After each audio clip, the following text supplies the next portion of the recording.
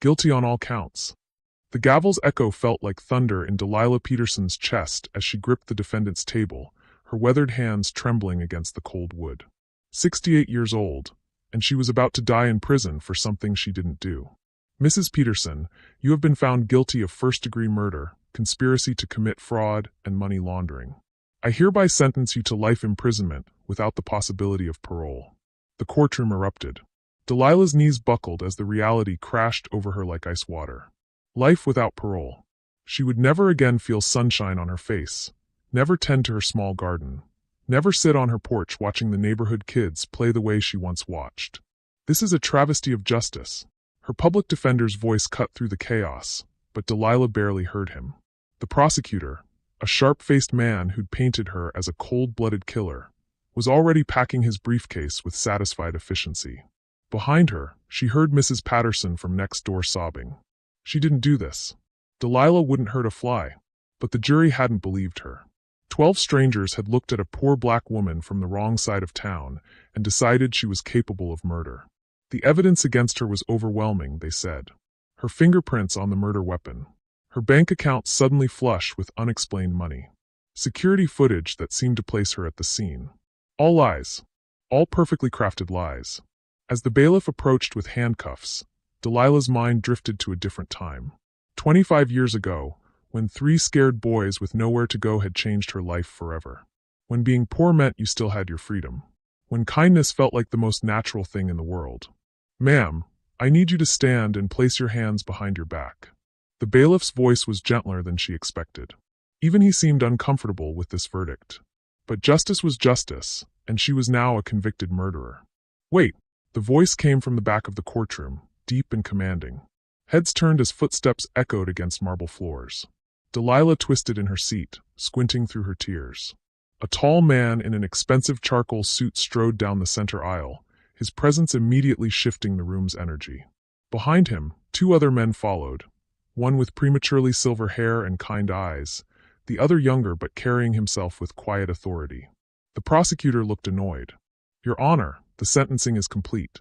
I don't know who these individuals are, but we're her sons, the first man said, his voice carrying a slight tremor that only Delilah would recognize. And we have evidence that will change everything. Delilah's heart stopped. Those eyes. That stubborn set to his jaw when he was determined about something. It couldn't be. Danny. The name escaped her lips in a whisper. The man's composure cracked just slightly. Hey, Mama D. The courtroom fell silent. The judge leaned forward, his expression shifting from stern authority to confusion. I'm sorry, did you just call the defendant? She's our mother in every way that matters, Your Honor. The second man stepped forward, pulling a thick folder from his briefcase. Dr. Michael Chun, trauma surgeon at Northwestern Memorial. This is my brother Timothy Peterson Chun, software engineer and CEO of Innovatech Solutions. And that's Daniel Peterson Rodriguez, civil rights attorney and partner at Rodriguez, Martinez and Associates. Delilah's hand flew to her mouth. Her boys. Her 3 scared, skinny boys who used to crowd around her tiny kitchen table, fighting over the last biscuit. They stood before her now as successful men, but she could still see the frightened children they'd been. The prosecutor scoffed. Your Honor, this is highly irregular. The defendant has already been sentenced. The defendant was framed, Daniel said, his attorney voice cutting through the room like a blade. And we have proof. Hey, my friend, hope you're doing well. Drop a comment, and let me know how you're feeling about this story so far, and where you are watching from. Some stories are too close to my heart to share on YouTube. I send those, along with little life lessons and surprises, to my email circle. If you'd like to be part of it, you can join with the link in the description. Judge Harrison studied the 3 men with growing interest. In 30 years on the bench, he'd never seen anything like this. Mr. Peterson Rodriguez, you're claiming to have evidence that wasn't presented during trial? Evidence that was systematically hidden from the defense, Your Honor. Evidence that proves my mother, Daniel's voice caught slightly on the word, is innocent. And more than that, evidence that reveals who really committed these crimes and why they framed her. Delilah felt the world spinning around her. This couldn't be real. Her boys, her precious boys who she hadn't seen in 15 years, had walked back into her life at the exact moment she needed them most. Timothy stepped forward, his quiet voice somehow commanding the room's attention. Your Honor, We've spent the last 6 months investigating this case. What we found will shock this court. The real killer is sitting in this room right now. A collective gasp rippled through the gallery. The prosecutor went rigid, his face draining of color. Michael pulled out his phone, his surgeon's hands steady despite the emotion in his eyes. We have video evidence, financial records, and testimony from witnesses who were threatened into silence. Our mother didn't just raise 3 homeless boys, Your Honor. She saved 3 lives. And now it's our turn to save hers. The judge looked from the 3 men to Delilah, who sat in stunned silence, tears streaming down her face. These were her boys. The same boys who used to crawl into her bed during thunderstorms. The same boys who'd promised her they'd make something of themselves someday. The same boys she'd thought had forgotten her completely. Your Honor, Daniel continued, his voice gaining strength, we request an immediate stay of sentencing pending the presentation of new evidence. Evidence that will not only exonerate our mother, but expose a conspiracy that goes deeper than anyone in this room could imagine. The prosecutor shot to his feet. This is preposterous. The case is closed. These men can't just waltz in here and... Can't they? Judge Harrison's voice cut through the protest. He studied Daniel's determined face, then looked at Delilah, seeing her differently now. Not as a convicted killer, but as a woman who'd somehow raised 3 remarkable men. Mr. Peterson Rodriguez, you have exactly 10 minutes to convince me why I should delay this sentencing. Daniel smiled, the same crooked smile he'd had as a 12-year-old boy asking for one more bedtime story. 10 minutes is all we need, Your Honor. 10 minutes to prove that the woman who saved our lives 25 years ago is being destroyed by the very system she taught us to believe in. As he opened his briefcase, Delilah caught sight of a photograph tucked inside the lid. It was old and faded, a picture of her and 3 young boys standing on her front porch, all of them grinning despite having so little. Despite the worn clothes and the peeling paint and the uncertain future. She'd kept them safe then.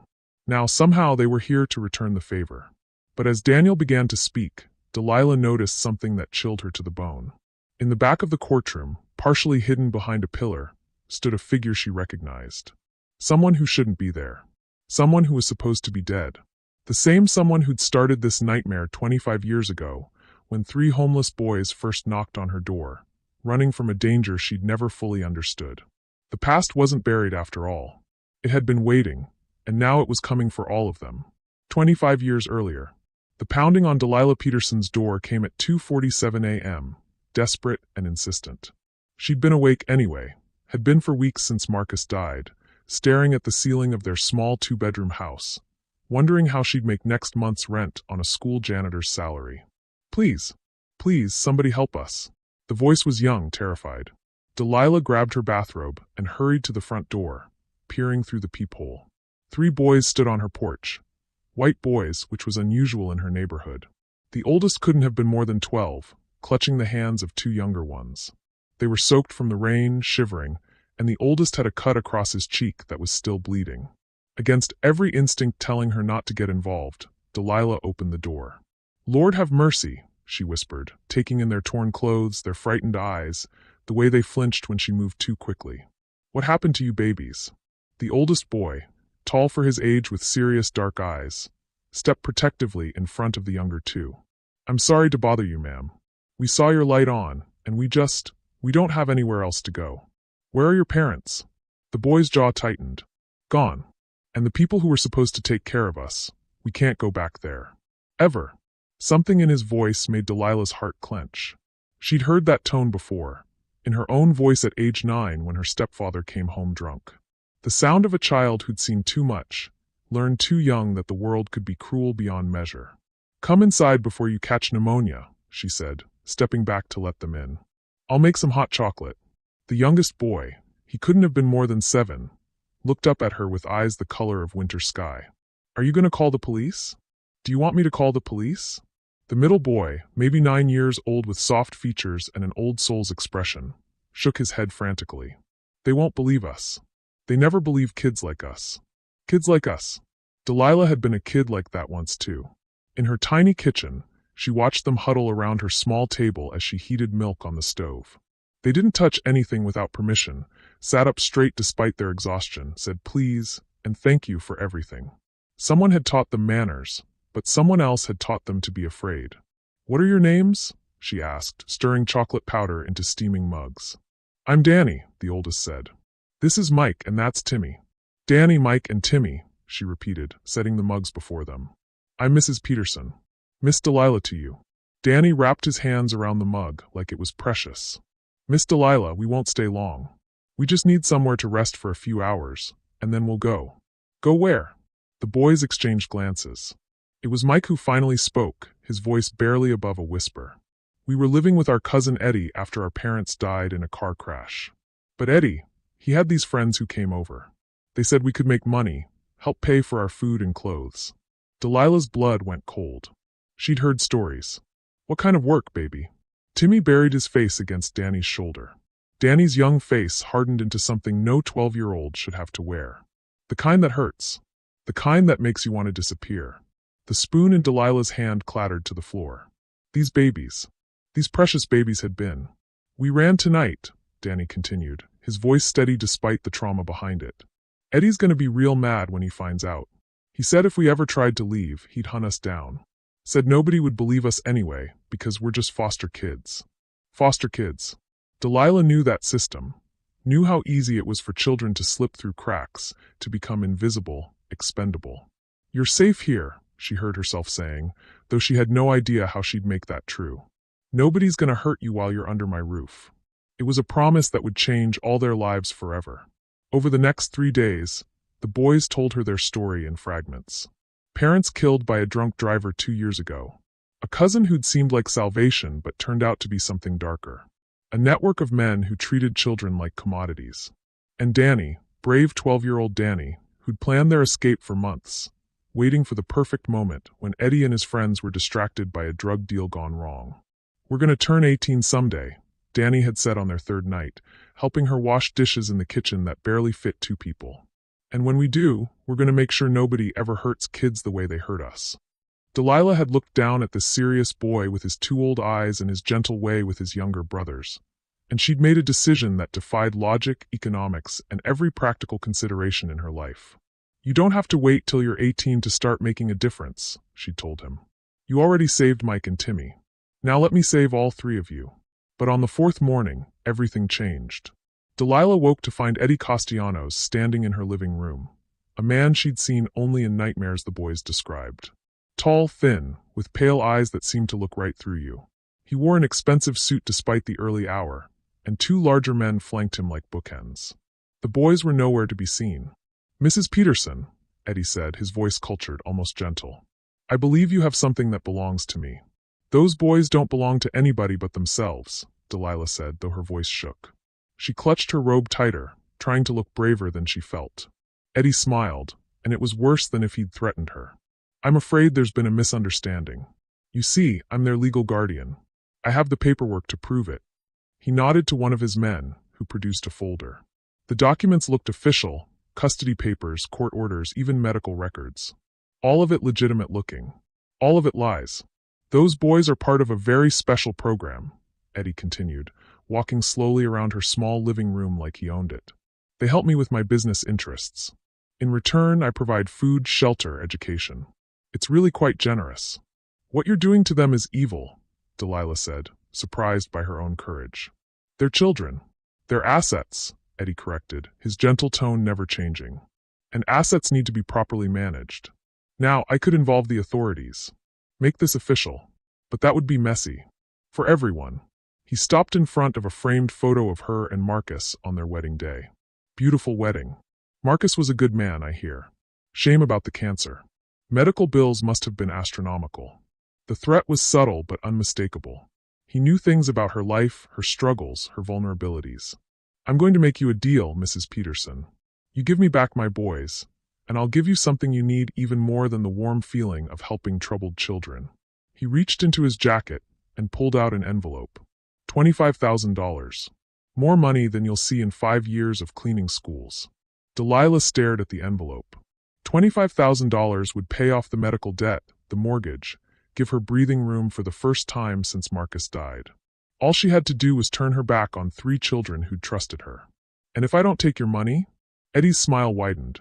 Then those boys learn a very hard lesson about what happens when they run away. And you learn a very hard lesson about interfering in affairs that don't concern you. Behind him, hidden in the hallway, Delilah caught a glimpse of Danny's face. The boy had heard everything. In his eyes, she saw a terrible resignation. The look of someone who'd hoped for salvation but expected betrayal. Everyone always chose the money. Everyone always chose the easy way.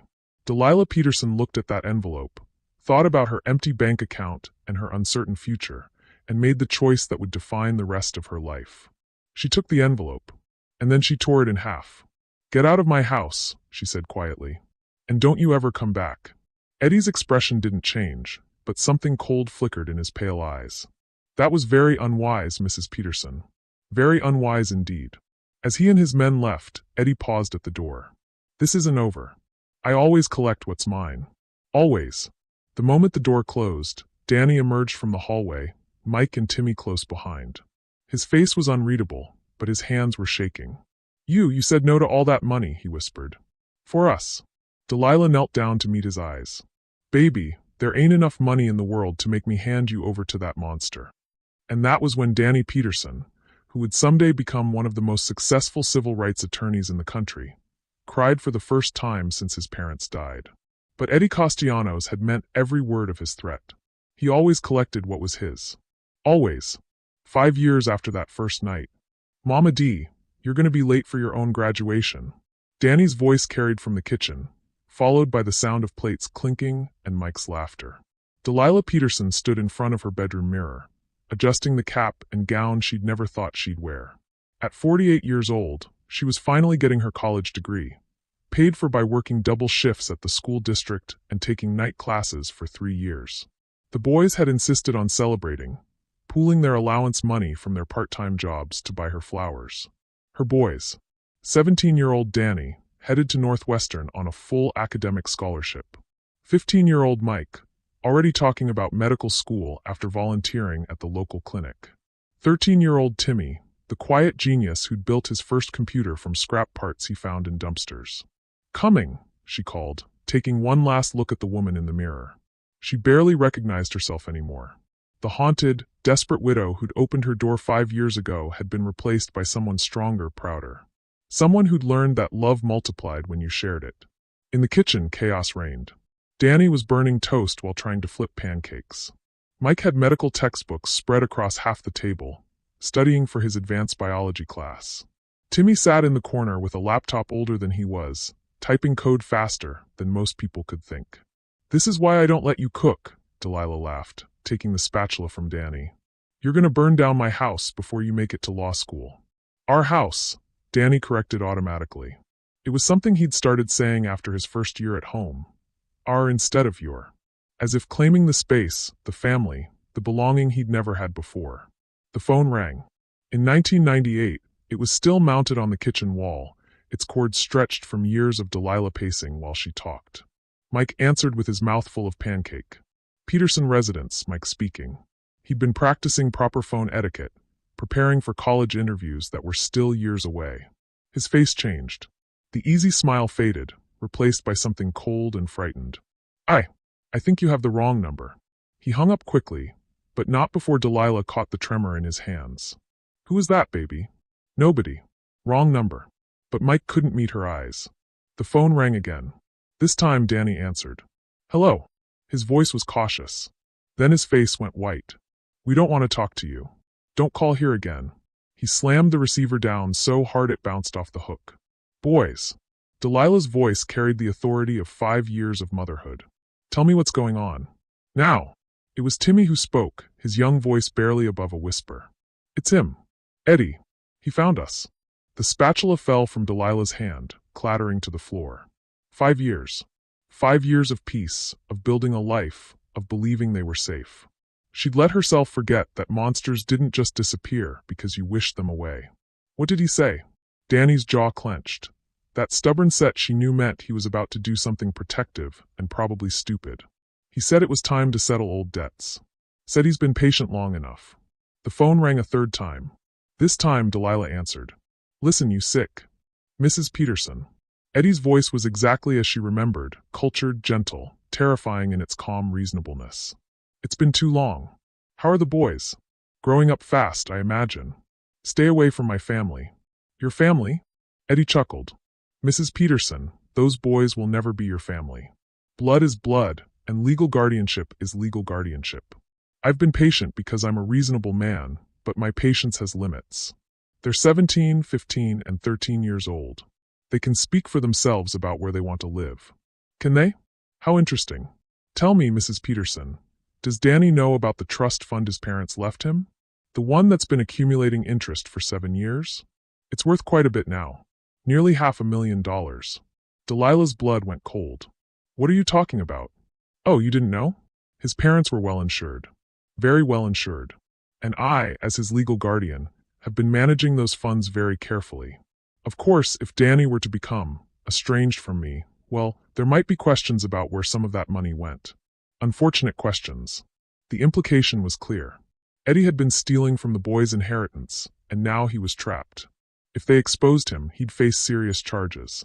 But if they tried to claim their money, here's what's going to happen, Eddie continued, his voice never losing its pleasant tone.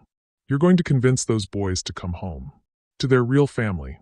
Or I'm going to make some very uncomfortable allegations about a poor black woman who's been living far above her means for the past 5 years. Amazing how you afforded college on a janitor's salary, isn't it? And that new car you bought last month? The laptop for young Timothy? Very generous gifts for someone with your income. Delilah felt the world tilting. You've been watching us.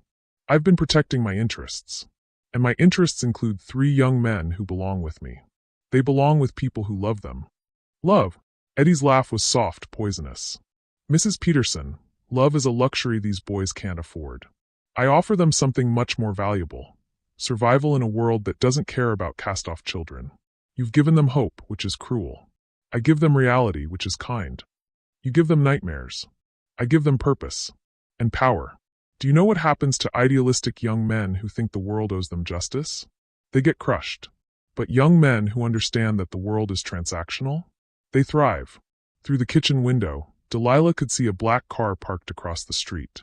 It hadn't been there an hour ago. You have 48 hours to convince them, Eddie said.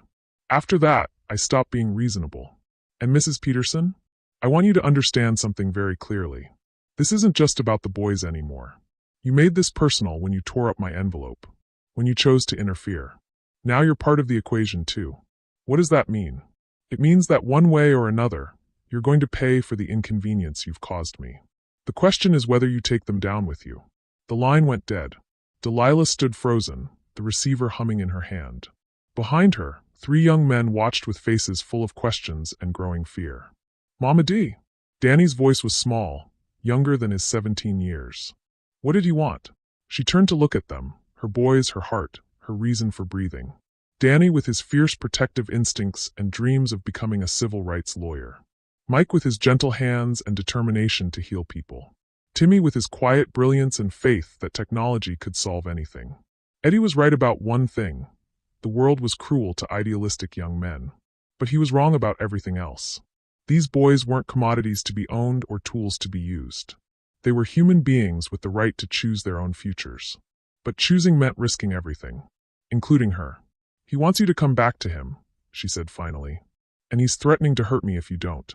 The silence that followed was deafening. Then Danny spoke, his voice deadly quiet. What kind of threats? The kind that could put me in prison for things I didn't do.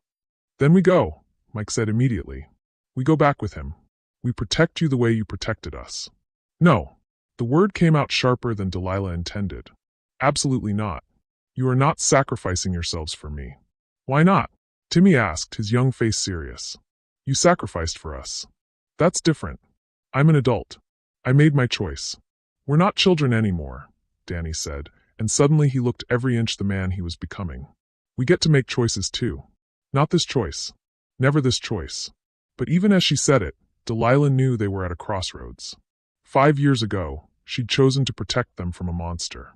Now that monster was back, stronger and more dangerous than ever. And this time, he wasn't just threatening the boys. He was threatening all of them. Outside, the black car's engine started. Through the window, Delilah caught a glimpse of Eddie in the passenger seat. He raised his hand in a mockery of a friendly wave, then pointed at his watch. 48 hours. The countdown to catastrophe had begun. That night, as the boys slept, Delilah sat at her kitchen table and wrote 3 letters. Letters that explained everything. Letters that said goodbye. Letters that she prayed she'd never have to send. Because she'd already made her choice. She just hadn't told them yet. 25 years later, standing in that courtroom with handcuffs biting into her wrists, Delilah would remember this moment. The moment she decided to save her boys one last time. The moment she decided to sacrifice herself. Eddie Castellanos had been patient for 5 years, building his trap carefully, methodically. Tomorrow he would spring it, and Delilah Peterson, who had spent 5 years learning to hope again, would discover that some monsters never stop hunting. They just wait for the perfect moment to strike. The next morning brought deceptive normalcy. Delilah made breakfast as usual, though her hands shook as she poured orange juice. The boys got ready for school with forced cheerfulness, but she caught them whispering in corners, saw how they checked the windows before moving between rooms. "I'm walking you to school today," she announced. "Mama D, we're fine," Danny protested, but his voice lacked conviction. "Humor me." The walk that usually took 15 minutes stretched to 25 as Delilah found herself checking over her shoulder, studying every parked car, every face on the street. The black sedan was gone, but that somehow made it worse. Eddie was out there somewhere, planning, waiting. At the school, she watched her boys disappear through the front doors. Danny to his senior classes, Mike to his sophomore advanced placement courses, Timmy to the special program for gifted students. 3 young men with brilliant futures ahead of them, if she could keep them safe long enough to reach those futures. Her supervisor at the district office was understanding when she called in sick. Delilah Peterson never called in sick, so Margaret assumed it was serious. "Take all the time you need, honey. That stomach flu is going around." If only it were something as simple as the flu. Delilah spent the day researching. At the public library, she looked up everything she could find about Eddie Castellanos. What she discovered made her blood run cold. He wasn't just some local predator. Eddie was connected, really connected. His business interests included legitimate companies that seemed to launder money for less legitimate enterprises. He had political connections, law enforcement contacts, judges who owed him favors. Over the past 5 years, while she'd been raising her boys and building a life, Eddie had been building an empire. And empires had resources. The newspaper archives told a story of mysterious disappearances, investigations that went nowhere, witnesses who suddenly changed their stories. Eddie Castellanos was mentioned peripherally in several articles, always as a concerned citizen or generous benefactor, never as a suspect. The man was untouchable. At 3:30, Delilah was waiting outside the school when the boys emerged. Danny's face was grim. "We need to talk," he said quietly. "All of us." Back home, they gathered in the living room where so many important conversations had happened over the years.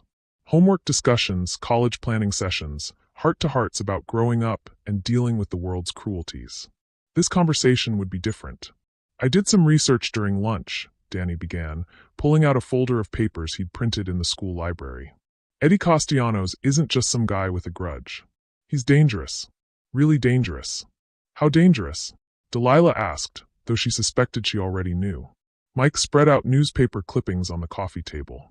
3 kids who ran away from him over the years. All of them found dead within 6 months. Officially ruled suicides or accidents. "Officially," Timmy added, his young voice heavy with implication. Delilah's heart sank. She'd hoped her boys wouldn't dig this deep, wouldn't understand the true scope of what they were facing. But they were too smart, too determined to protect each other. "There's more," Danny continued. "I called Northwestern's admissions office. Asked some hypothetical questions about what happens if a student's legal guardian objects to their enrollment. And, legally, since I'm still 17, Eddie could block my admission. He could block all of our educations, our futures, everything we've worked for." The room fell silent. 5 years of dreams, of planning, of believing in better tomorrows. All of it could be destroyed with a few phone calls from a man who saw them as property. "So what do we do?" Mike asked. Before anyone could answer, the phone rang. They all froze. "I'll get it," Delilah said, but Danny was already moving. "Mrs. Peterson?" The voice was young, female, terrified. "This is Sarah Chin. Mike Chin. He's my little brother. Eddie has him." The world stopped.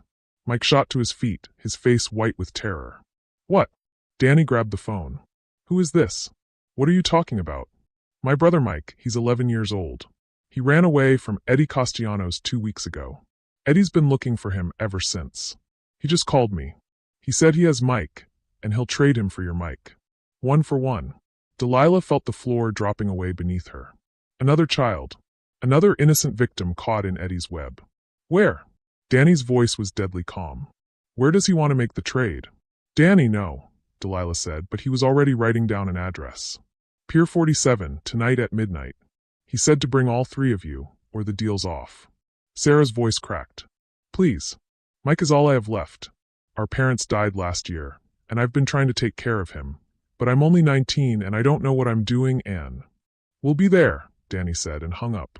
Absolutely not, Delilah said immediately. This is obviously a trap. Of course it's a trap, Mike said quietly.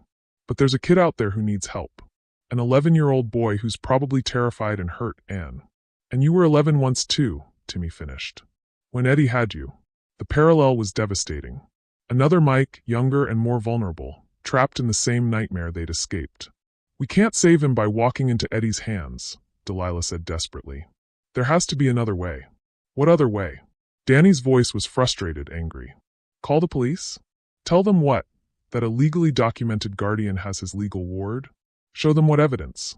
We were never officially removed from Eddie's custody. Legally, we're still his. The truth hit Delilah like a physical blow. In their rush to build a life together, she'd never pursued legal adoption. Eddie was still, technically, their guardian, which meant everything they'd built was built on borrowed time. He's been planning this, she whispered. All of it.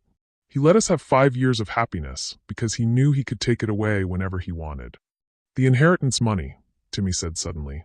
Danny, if you're still legally his ward, then he still controls your trust fund.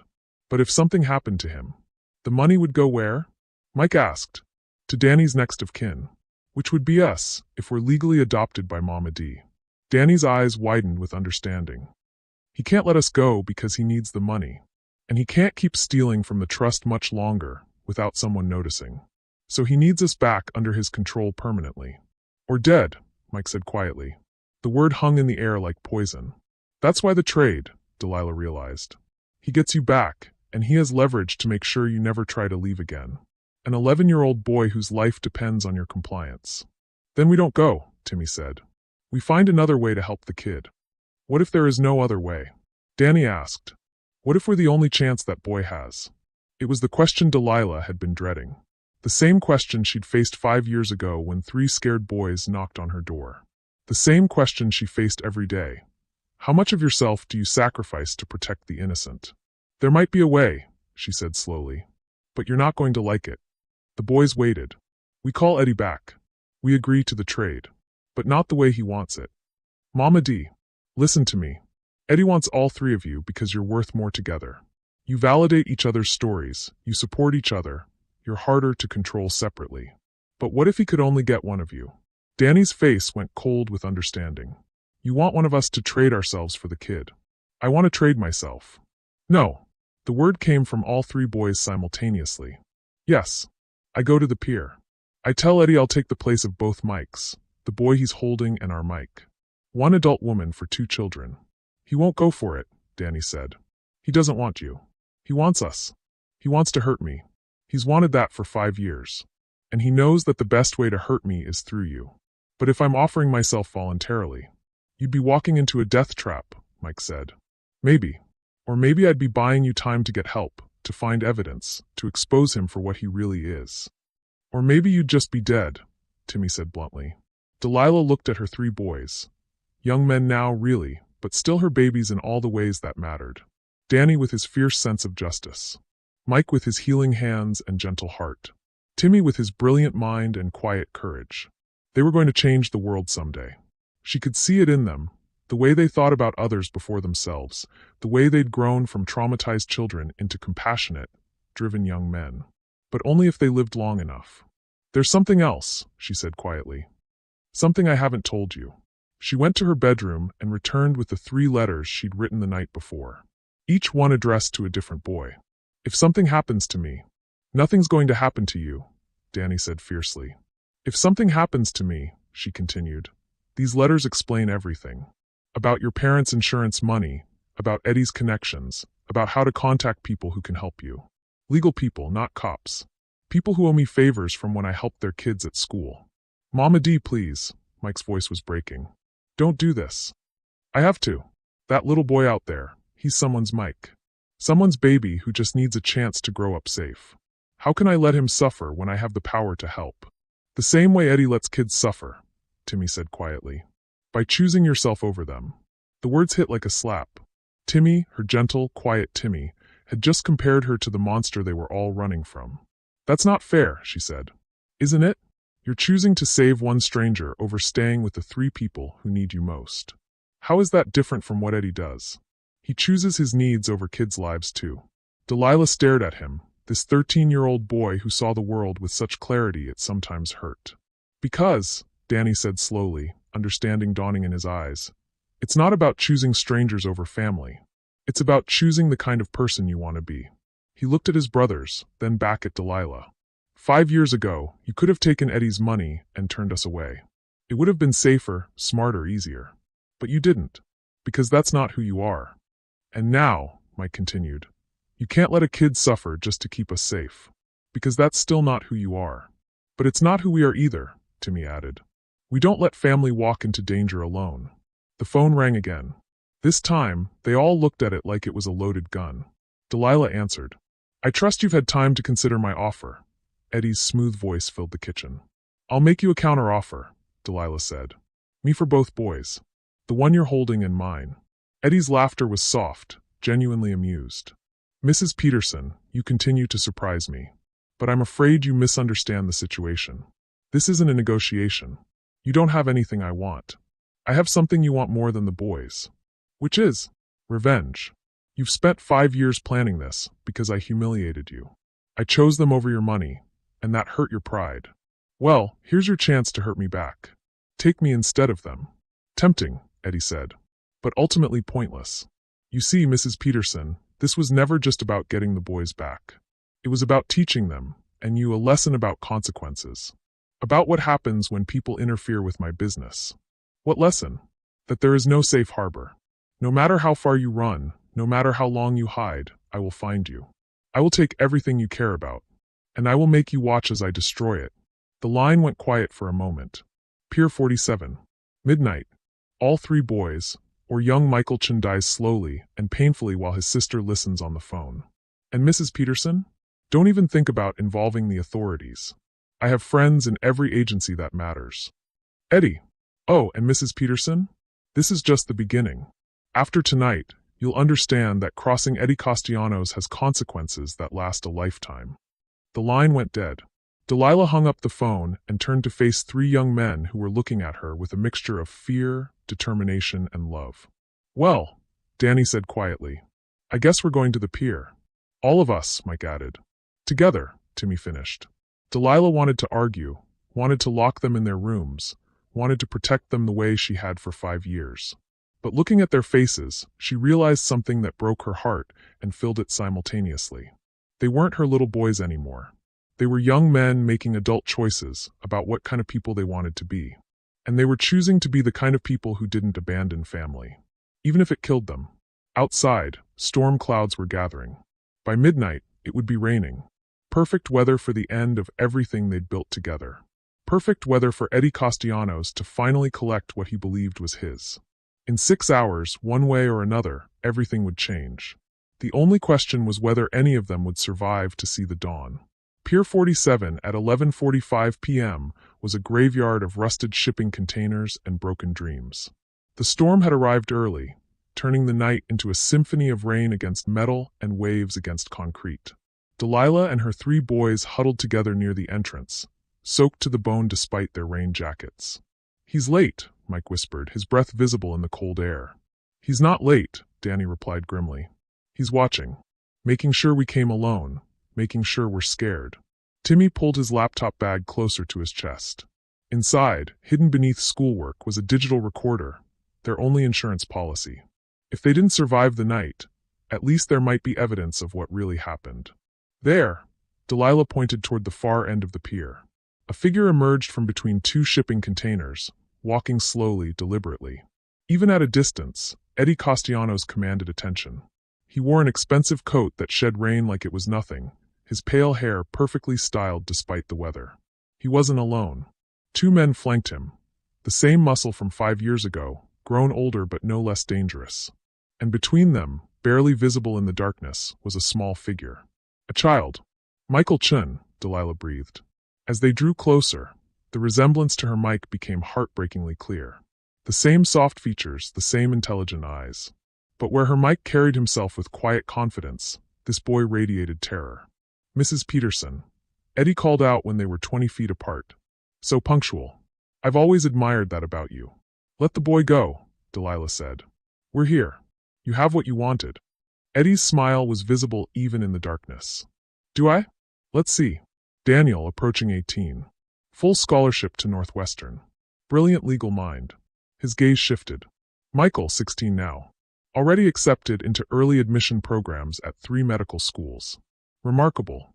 Finally, his eyes settled on Timmy. And Timothy. 13 years old and already building computer systems that impress graduate students. Extraordinary children, all of them. They're not children anymore, Delilah said. They can make their own choices. Can they? Eddie gestured to his captive. Young Michael here thought he could make his own choices too. Thought he could run away from his responsibilities. How did that work out? The 11-year-old boy whimpered, and Delilah saw her Mike flinch. The sound was too familiar, too reminiscent of their own nightmares. What do you want, Eddie? Danny stepped forward, his young voice carrying an authority that made the men flanking Eddie shift nervously. Really want? Because this isn't about us anymore. This is about you needing to prove you're in control. Eddie's expression flickered, just for a moment, with something that might have been surprise. You've grown articulate, Daniel. Law school will suit you. If you live to see it. The trust fund, Timmy said suddenly. Everyone turned to look at him. You've been stealing from Danny's inheritance. That's why you need us back. Not for revenge. For money. The silence that followed was deafening except for the rain. Very good, Timothy, Eddie said finally. Though stealing is such an ugly word. I prefer managing assets for the benefit of my wards.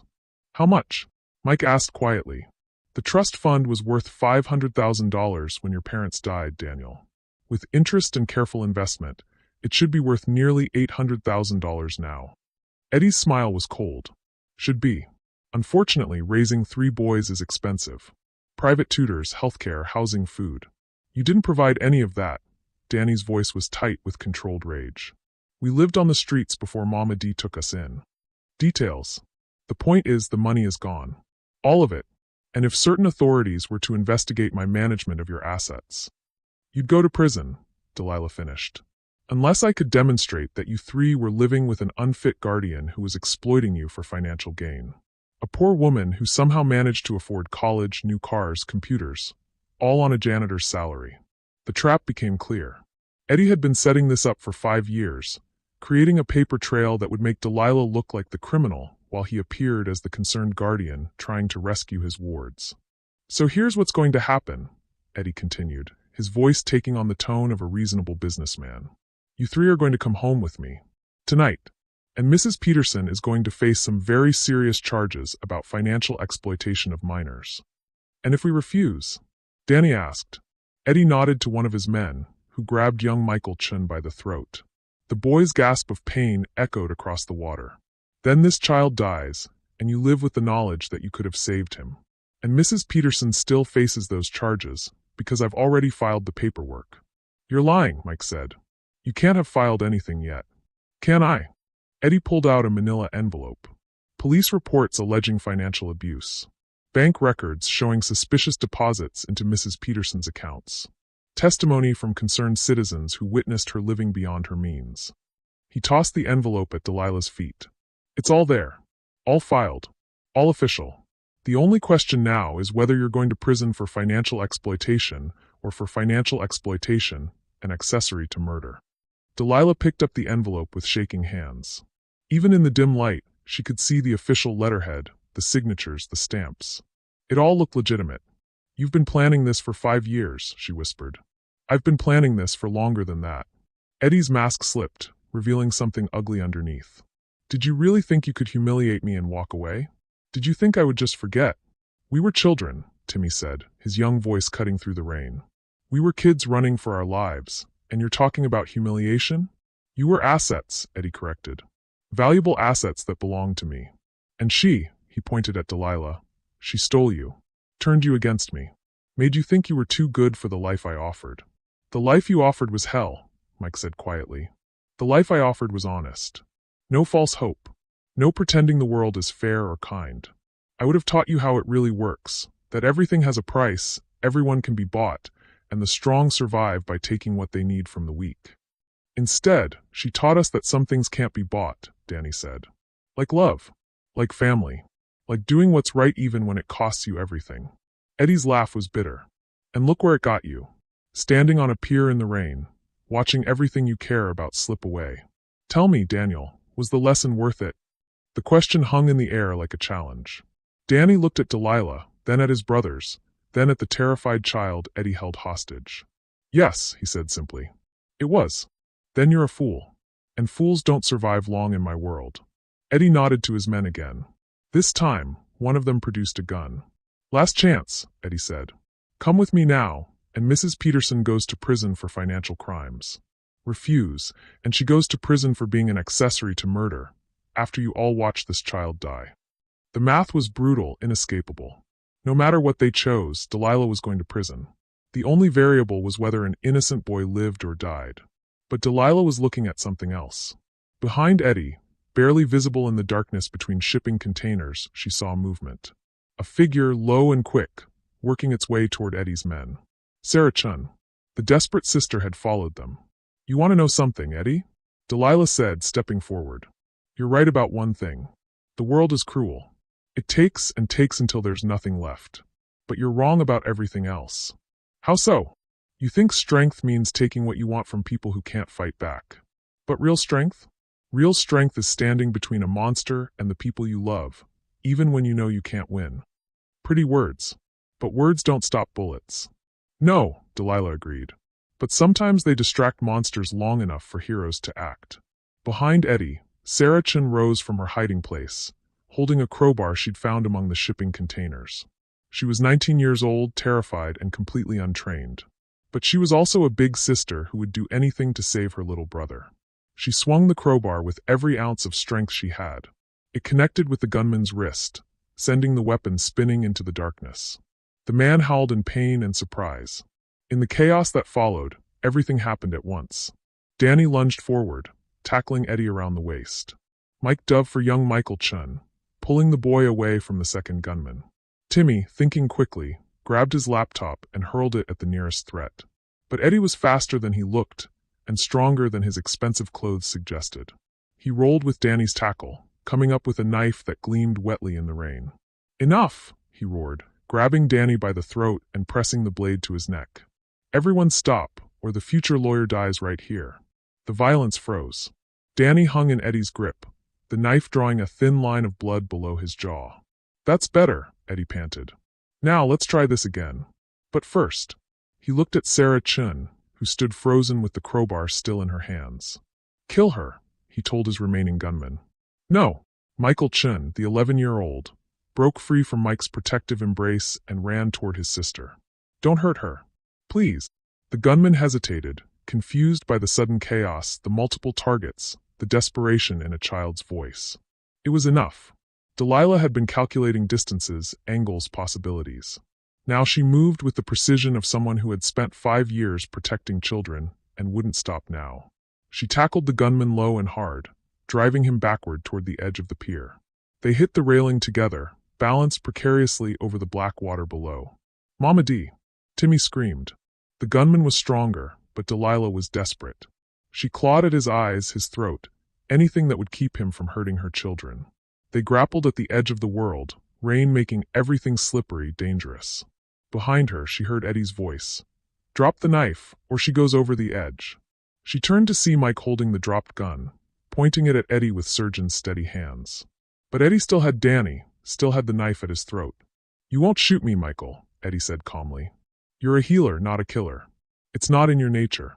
You're right, Mike said quietly. It's not. And then he shifted his aim slightly and shot Eddie in the kneecap. Eddie screamed and fell, releasing Danny.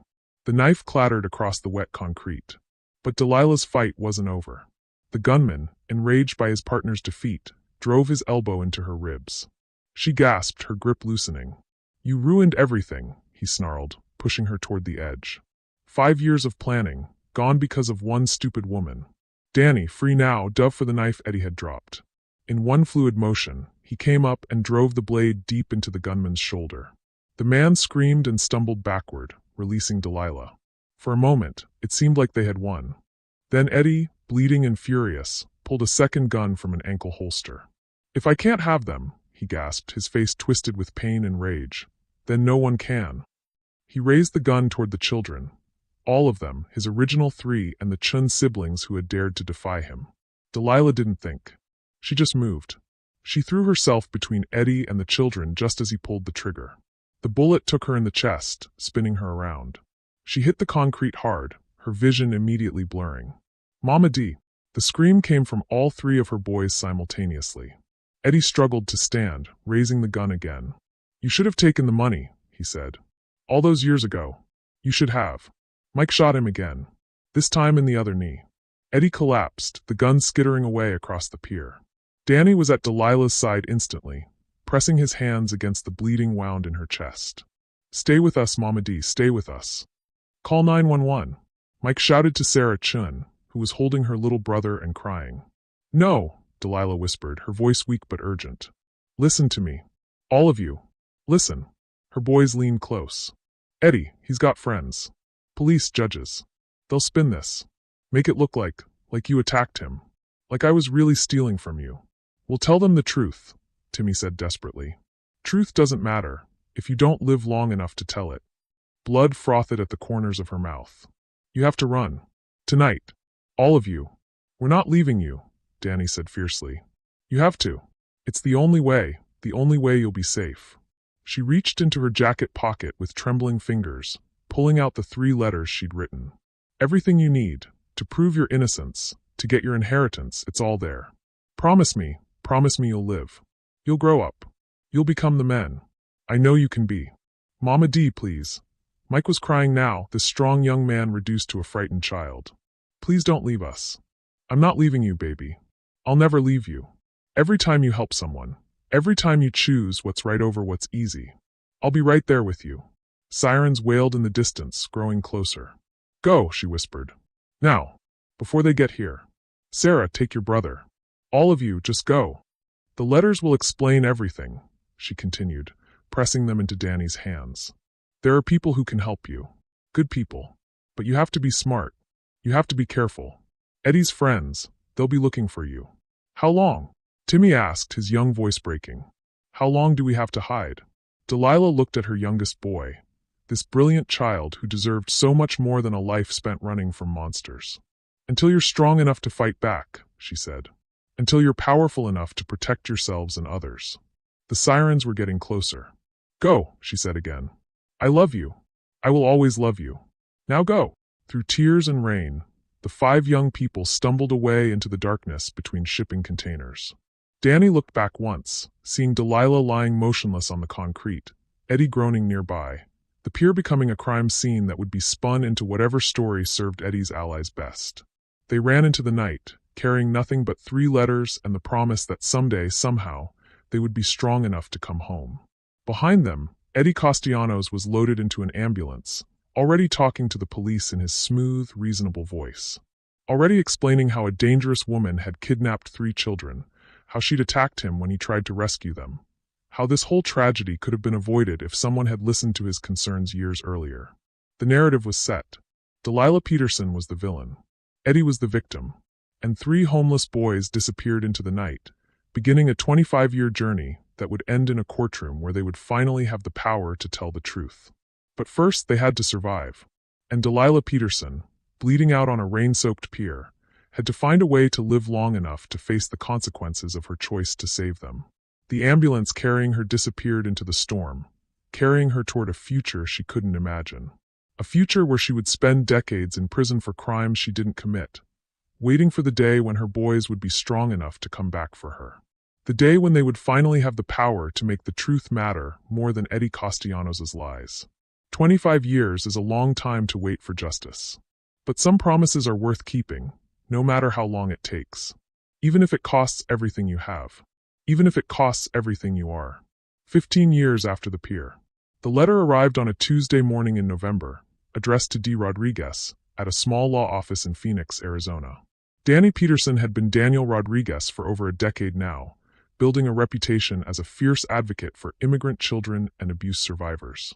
But when he saw the return address, Cook County Correctional Facility, his carefully constructed new life crumbled like sand. He opened it with shaking hands. Daniel, I don't know if you'll get this. I don't even know if you're still alive. But I had to try. Tomorrow marks 15 years since that night on the pier. 15 years since I last saw your face, heard your voice, held you when you were scared. I think about you every single day. About Mike and Timmy too. I hope you're safe. I hope you're happy. I hope you've forgiven me for not being strong enough to protect you without losing you. I'm in prison, baby. Have been since that night. Eddie's friends made sure of that. They painted me as the villain in our story, and I couldn't fight back without putting you boys in danger. So I stayed quiet. I took the sentence. I let them believe their lies. But something's happening now. Something that scares me more than prison, more than dying here alone. Eddie's getting out. Early release for good behavior and cooperation with authorities. The man who destroyed our family is about to walk free while I rot in here for his crimes.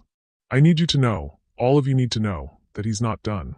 Men like Eddie never stop hunting. If he can't have you, he'll destroy you. And if he can't destroy you directly, he'll come for the people you love. Be careful, my precious boy. Be smart. Be strong. But most of all, be alive. I love you forever, Mama D. P.S. I kept your real names alive in here. Told stories about Danny and Mike and Timmy to anyone who'd listen. In my heart, you never stopped being my sons. Danny read the letter 3 times before his hands stopped shaking enough to reach for his phone. The number he dialed was one he'd memorized but never called. An emergency contact that would reach his brothers if their carefully maintained separation ever needed to be broken. The voice that answered was familiar despite 15 years of distance. This is Dr. Chun. Mike. Danny's voice cracked saying the name. It's me. It's Danny. Silence. Then a sharp intake of breath. Jesus Christ. Danny. Is it really you? It's me, brother. We need to talk. All of us. Eddie's getting out. 2 days later, 3 men sat in a booth at an all-night diner in Kansas City, neutral territory, far from any of their established lives. They'd grown up, filled out, acquired the confidence that comes with success and respect. But sitting together, they were instantly those 3 scared boys again. Dr. Michael Chun looked exactly like his name suggested. Professional, successful, carrying himself with the quiet authority of someone who saved lives for a living. But his eyes held the same gentle warmth they'd always had. Timothy was harder to recognize. He'd adopted the last name Smith and let his hair grow long, hiding behind thick glasses and the unassuming demeanor of a software engineer. But when he smiled, he was still the brilliant kid who'd built computers from scrap parts. You got one too, Danny said, seeing the prison letter on the table between them. Same day, Tim confirmed. Mike. Same day. Mike's surgeon hands were steady as he spread his letter flat. She sent them simultaneously. Probably saved up for months to afford the postage. The 3 letters were nearly identical, each ending with the same warning about Eddie's release, the same plea for caution, the same declaration of eternal love. 15 years, Danny said quietly. 15 years she's been in prison for our freedom. She chose that, Mike said, but his voice was hollow. She made that choice to protect us. And we honored it by staying away, Tim added. By building new lives, new identities. By becoming successful enough to fight back. Are we? Danny asked. Successful enough, I mean. Strong enough to take on Eddie and win. Mike pulled out a tablet and opened a file he'd been building for years. Dr. Michael Chun, trauma surgeon at Northwestern Memorial. Department head. Published researcher. Congressional advisor on healthcare policy. He swiped to the next screen. Timothy Smith, CEO of Nexus Dynamics. 47 patents in cybersecurity and data analysis. Net worth somewhere north of $50 million. Another swipe. Daniel Rodriguez, partner at Rodriguez & Associates. Landmark civil rights cases. Justice Department consultant. Political connections from Sacramento to Peterson, D.C. On paper, we're impressive, Tim said. But Eddie's had 15 years too. 15 years to rebuild, to plan, to prepare for the day we might resurface. So what's his endgame? Danny leaned forward. What does he really want after all this time? Revenge, Mike said simply. But not just against us. Against her. Against everything she represents. The idea that love can triumph over power, that family means more than money, that some things can't be bought or sold. He wants to destroy the story, Tim realized. The narrative that Delilah Peterson was a good woman who saved 3 boys. He wants to rewrite history so that he's the hero and she's the villain. And the best way to do that, Danny's face went pale with understanding, is to make her look guilty of something so horrible that no one will ever believe she was capable of love. The diner felt colder suddenly. Outside, November rain began to fall. The same kind of rain that had soaked them on the pier 15 years ago. What kind of crime would be bad enough? Mike asked. Murder, Tim said quietly. Something brutal, senseless. Something that would make people think, how could we have been so wrong about her? But murder requires a victim, Danny pointed out. Someone whose death would. He stopped mid-sentence, the blood draining from his face. What? Mike demanded. Danny, what are you thinking? Not someone whose death would shock people, Danny whispered. Someone whose life already connects to our story. Someone whose murder would make it look like Mama D was covering up old crimes. Who? Tim's voice was barely audible. Eddie. The word hung in the air like a death sentence. Think about it, Danny continued, his lawyer's mind working through the horrible logic. Eddie frames Mama D for his own murder. She gets life in prison, and he gets to disappear forever with a new identity, knowing she's suffering for crimes she didn't commit. Meanwhile, his death makes him look like the innocent victim he always claimed to be. But that's insane, Mike protested. Faking your own death, framing someone else for murder, is exactly the kind of elaborate, patient revenge Eddie would plan, Tim interrupted. Remember, this is a man who spent 5 years setting up financial fraud charges. 25 years would be nothing to him. And if we're right, Danny said grimly, then Mama D isn't just in prison. She's sitting on death row for a murder that never happened. Mike's phone buzzed. He glanced at it and went white. What? Both brothers said simultaneously. Google alert. I set them up years ago for any news about Eddie Castellanos. He showed them the screen. Body found in Chicago Warehouse District. Police identify victim as Edward Castellanos, 68, local businessman and philanthropist. Evidence points to murder. Suspect in custody. Who's the suspect? Tim asked, though they all knew the answer. Mike scrolled down. Delilah Peterson, 68, currently serving time for financial fraud involving minors. Police allege she arranged the murder from prison to prevent Castellanos from testifying in an upcoming appeals hearing. Son of a bitch, Danny breathed. He actually did it. He faked his own death and framed her for murder. But how? Tim was already pulling out his laptop. How do you fake your own death convincingly enough to fool forensics, DNA evidence, dental records? Money, Mike said simply. Enough money can buy anything. Corrupt officials, false records, even convincing body doubles. Or, Danny said slowly, what if it's not faked? What if Eddie really is dead? His brothers stared at him. What if someone else killed him? Someone with their own reasons for wanting Eddie Castellanos gone permanently. And now they're using his death to destroy Mama D. Who would want Eddie dead? Mike asked. Anyone he's hurt over the years. Any parent whose child he destroyed. Any business partner he betrayed. Danny's voice was grim. Eddie made a lot of enemies. Maybe one of them finally got close enough to strike. But that still doesn't explain how Mama D got framed for it, Tim pointed out. Unless, Mike's face went ashen. Unless whoever killed Eddie knew about our story. Knew about the connection between him and Mama D. And saw an opportunity to kill 2 birds with 1 stone. Get rid of Eddie and make sure the woman who defied him gets punished for it. Or, Danny said, a terrible possibility occurring to him, unless Mama D actually did it. The silence that followed was deafening. She didn't, Mike said fiercely. She couldn't. Mama D doesn't have that kind of darkness in her. People change, Tim said quietly. 15 years in prison, knowing that Eddie was free while she rotted for his crimes. That could break anyone. Even if it could, Danny said, she wouldn't do it. Not like this. Not in a way that would make her look guilty. If Mama D killed Eddie Castellanos, she'd do it in broad daylight and dare the world to say she was wrong. Then we're back to a frame job, Mike concluded. Someone killed Eddie and used it to destroy her. But who? And why now? Tim's laptop chimed with an incoming message. He frowned at the screen. What is it?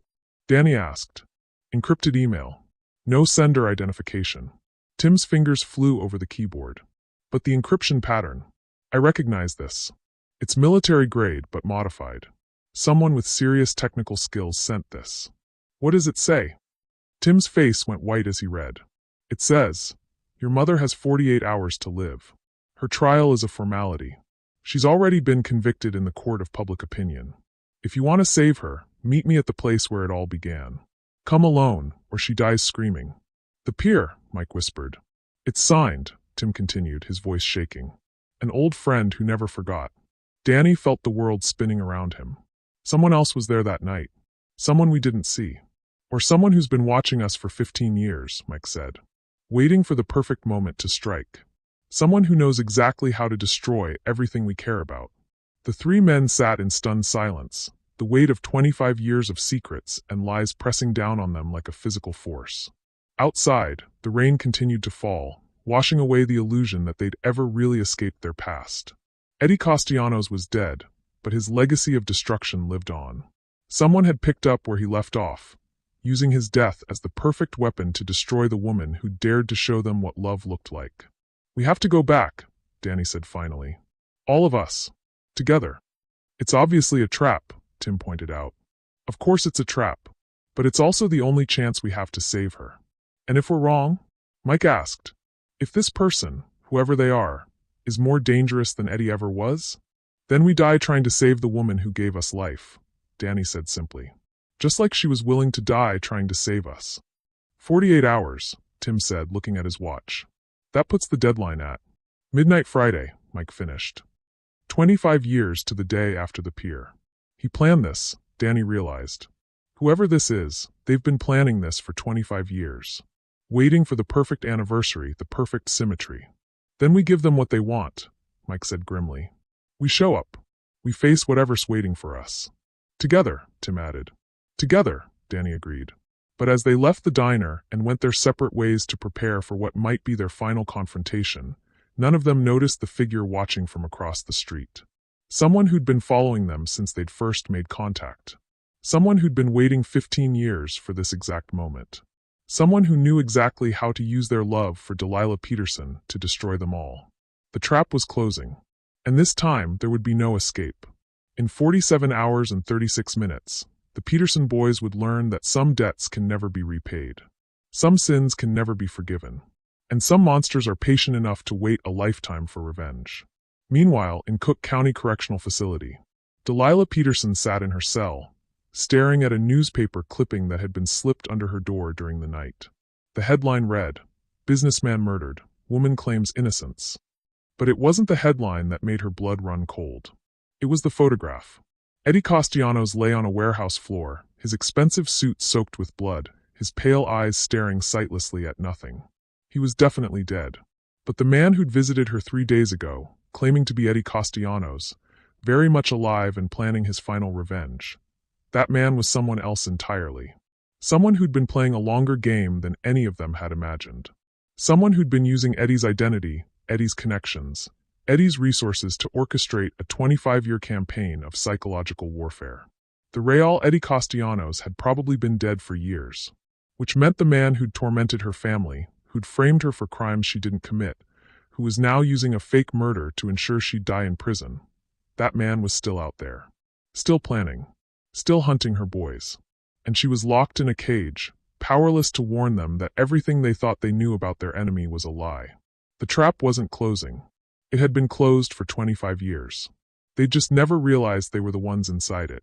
24 hours before the deadline, the Cook County Correctional Facility visiting room smelled like disinfectant and broken dreams. Detective Ray Kowalski sat across from Delilah Peterson, studying the woman who'd supposedly orchestrated a brutal murder from her prison cell. After 30 years on the force, he prided himself on reading people. But this woman was an enigma. "Mrs. Peterson," he began, his voice carrying the weariness of too many interrogations. "I'm going to ask you one more time. Where were you planning to meet your accomplice after Eddie Castellanos was killed?" Delilah looked at him with eyes that held no fear, only a deep, bone-tired sadness. "Detective, I've told you a dozen times. I didn't kill Eddie Castellanos. I didn't hire anyone to kill Eddie Castellanos. And I don't have any accomplices. But you admit you knew him. I knew him 25 years ago. He hurt children under his care. I protected 3 of those children. That's not a crime. Interfering with a legal guardian is a crime. Financial exploitation of minors is a crime. And now, conspiracy to commit murder is a crime. Show me one piece of evidence, real evidence, that proves I was involved in this man's death. Kowalski spread photos across the metal table. Crime scene shots of Eddie's body, close-ups of the wounds, the warehouse where he was found. Your fingerprints were on the murder weapon. Impossible. Your phone records show calls to a burner cell that was at the crime scene. Also impossible. I haven't made a phone call in 3 weeks. And your bank account, which we know you've been accessing illegally, shows a payment of $50,000 to a known contract killer. Delilah stared at him. Detective, I have $17 in my commissary account. I haven't had access to any other money since I was arrested 15 years ago. Then how do you explain the evidence? I can't. But I can tell you who can. Who's that? The man who's been using Eddie Castellanos' identity for the past decade. The man who really killed Eddie. The man who's been planning this frame job for 25 years. Kowalski leaned back in his chair.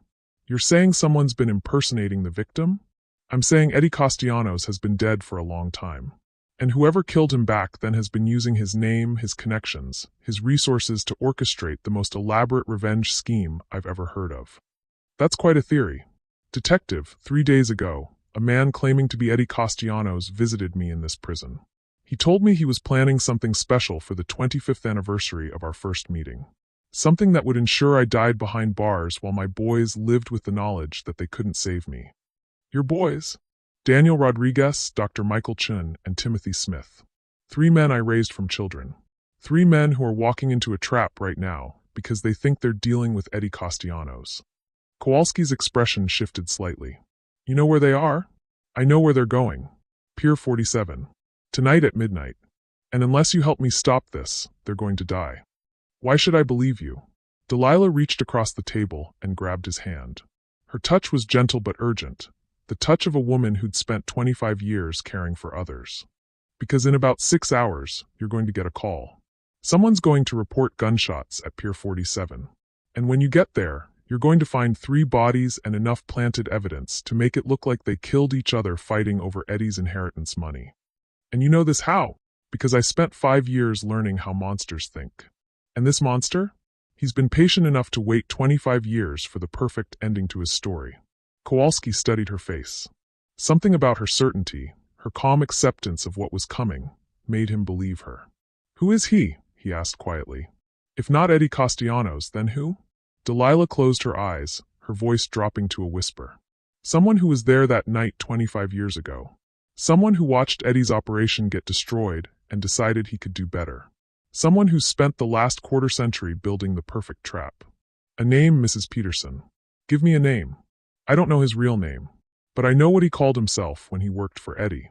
I know what Eddie called him when he wanted someone hurt real bad. What? The surgeon. Meanwhile, at Pier 47, Danny arrived first, as always. Even after 15 years apart, he still felt responsible for his younger brother's safety. The pier looked exactly the same, rusted shipping containers, broken concrete, the smell of lake water and decay. But something was different this time. Someone had been here recently. The debris had been cleared from certain areas, creating clean sight lines. Security cameras had been mounted on several containers, cheap, obvious ones that were meant to be seen. This wasn't just a meeting location. It was a killing floor.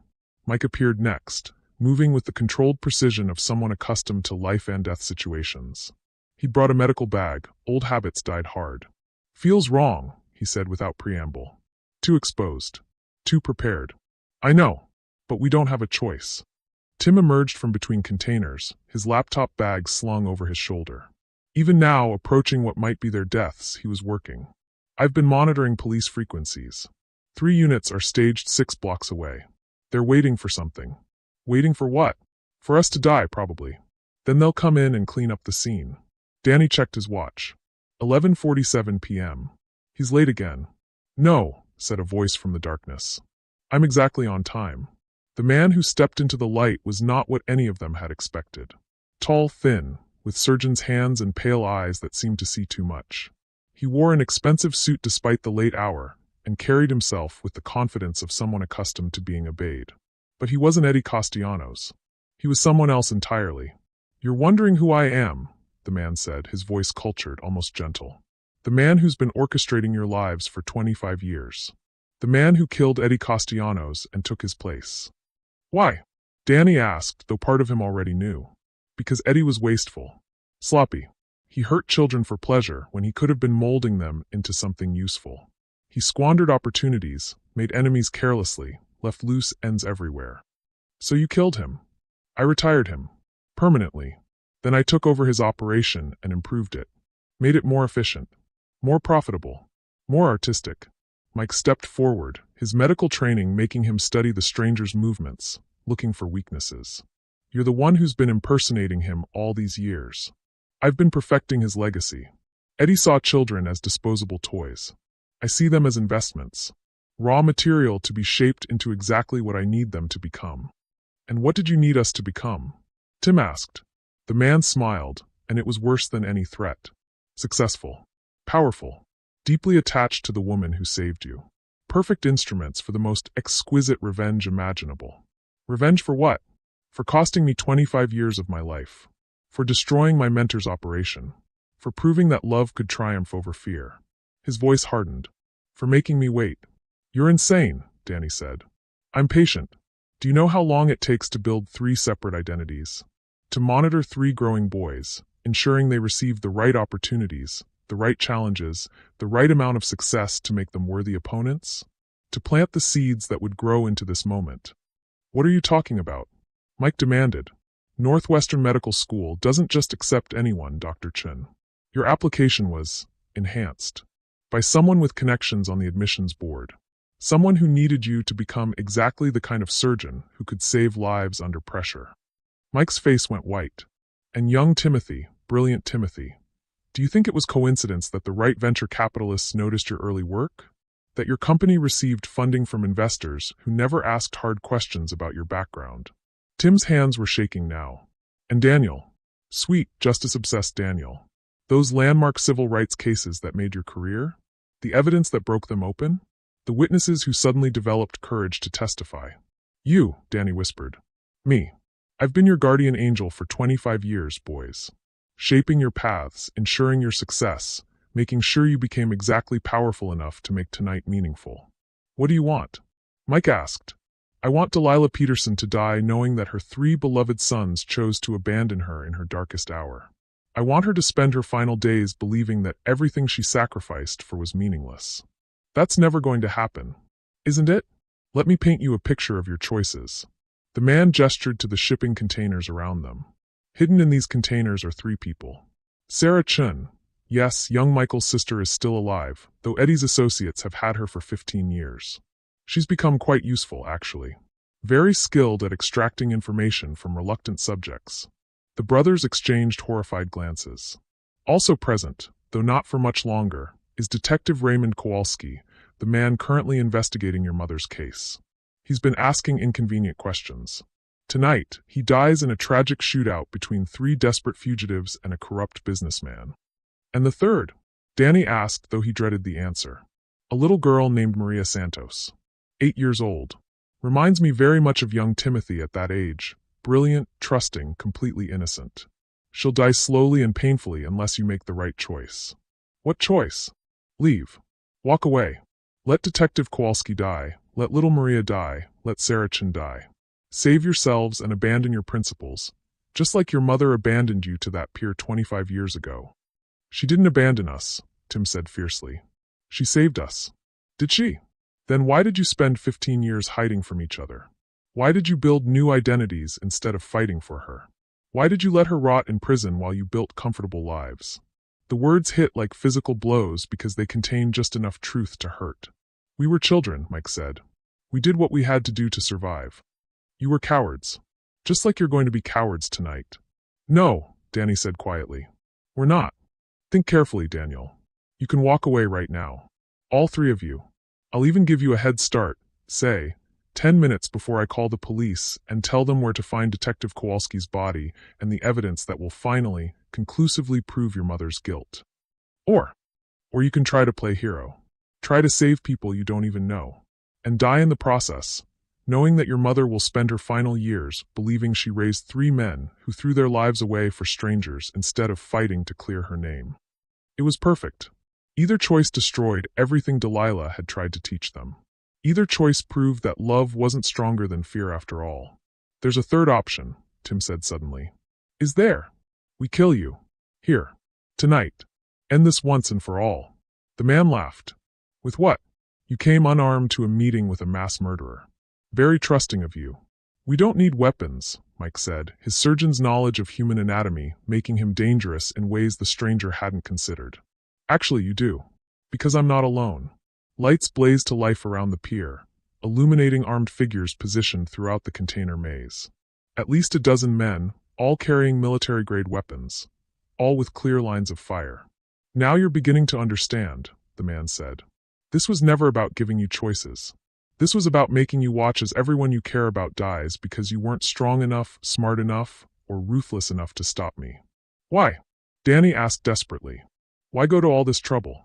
Why not just kill us 25 years ago? Because that would have been Eddie's way. Quick, brutal, unsatisfying. I wanted something more elegant. I wanted to prove that even the purest love can be corrupted, even the strongest family can be broken, even the most heroic sacrifice can be made meaningless. You wanted to prove that evil wins.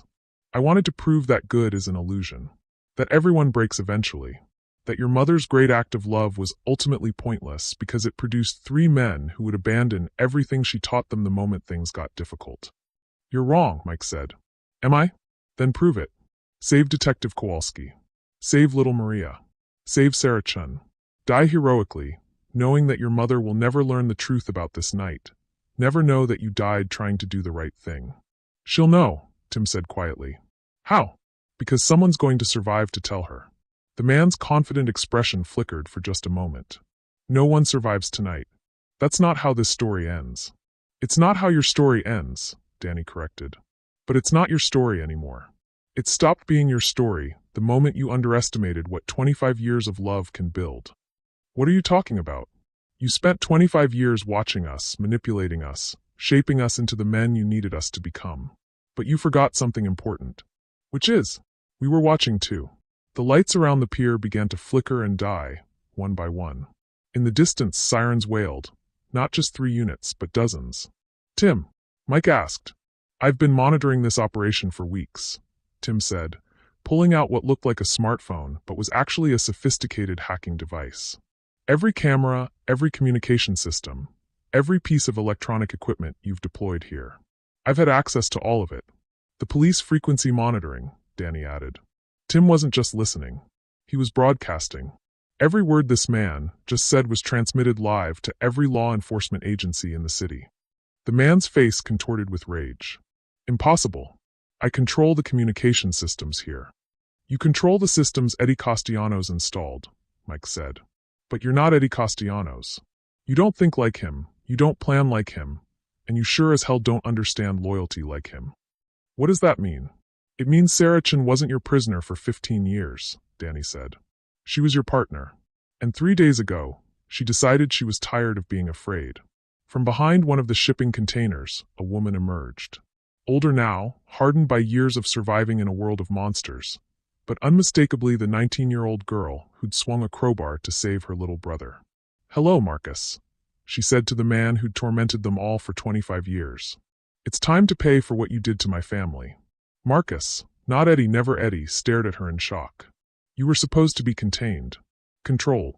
I was supposed to be dead, Sarah corrected. Like my brother was supposed to be dead. Like these 3 men were supposed to be dead. Like Detective Kowalski was supposed to be dead. But you made one crucial mistake. What mistake? You assumed that trauma makes people weak. That fear makes people compliant. That if you hurt someone enough, they'll stop fighting back. It does. It has. It doesn't, Tim said quietly. It makes them patient. It makes them careful. It makes them willing to wait 25 years for the perfect moment to destroy you. The sirens were getting closer now. The armed figures around the pier were looking nervous, their weapons wavering as they realized their supposed leader was losing control of the situation. This isn't over, Marcus snarled. Yes, said a new voice from behind him. It is. Detective Kowalski stepped out of the shadows, very much alive, with a SWAT team flanking him. Marcus Webb, you're under arrest for the murder of Eddie Castellanos, conspiracy to commit murder, human trafficking, and about 40 other charges we'll figure out later. How? Mrs. Peterson told me exactly where to find you. Exactly what you'd say. Exactly how this would play out. Kowalski's smile was grim. Turns out, when you spend 25 years studying your enemy, you get pretty good at predicting their moves.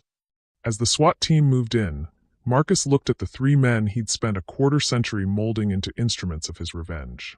This doesn't matter, he said desperately. Your mother still dies in prison.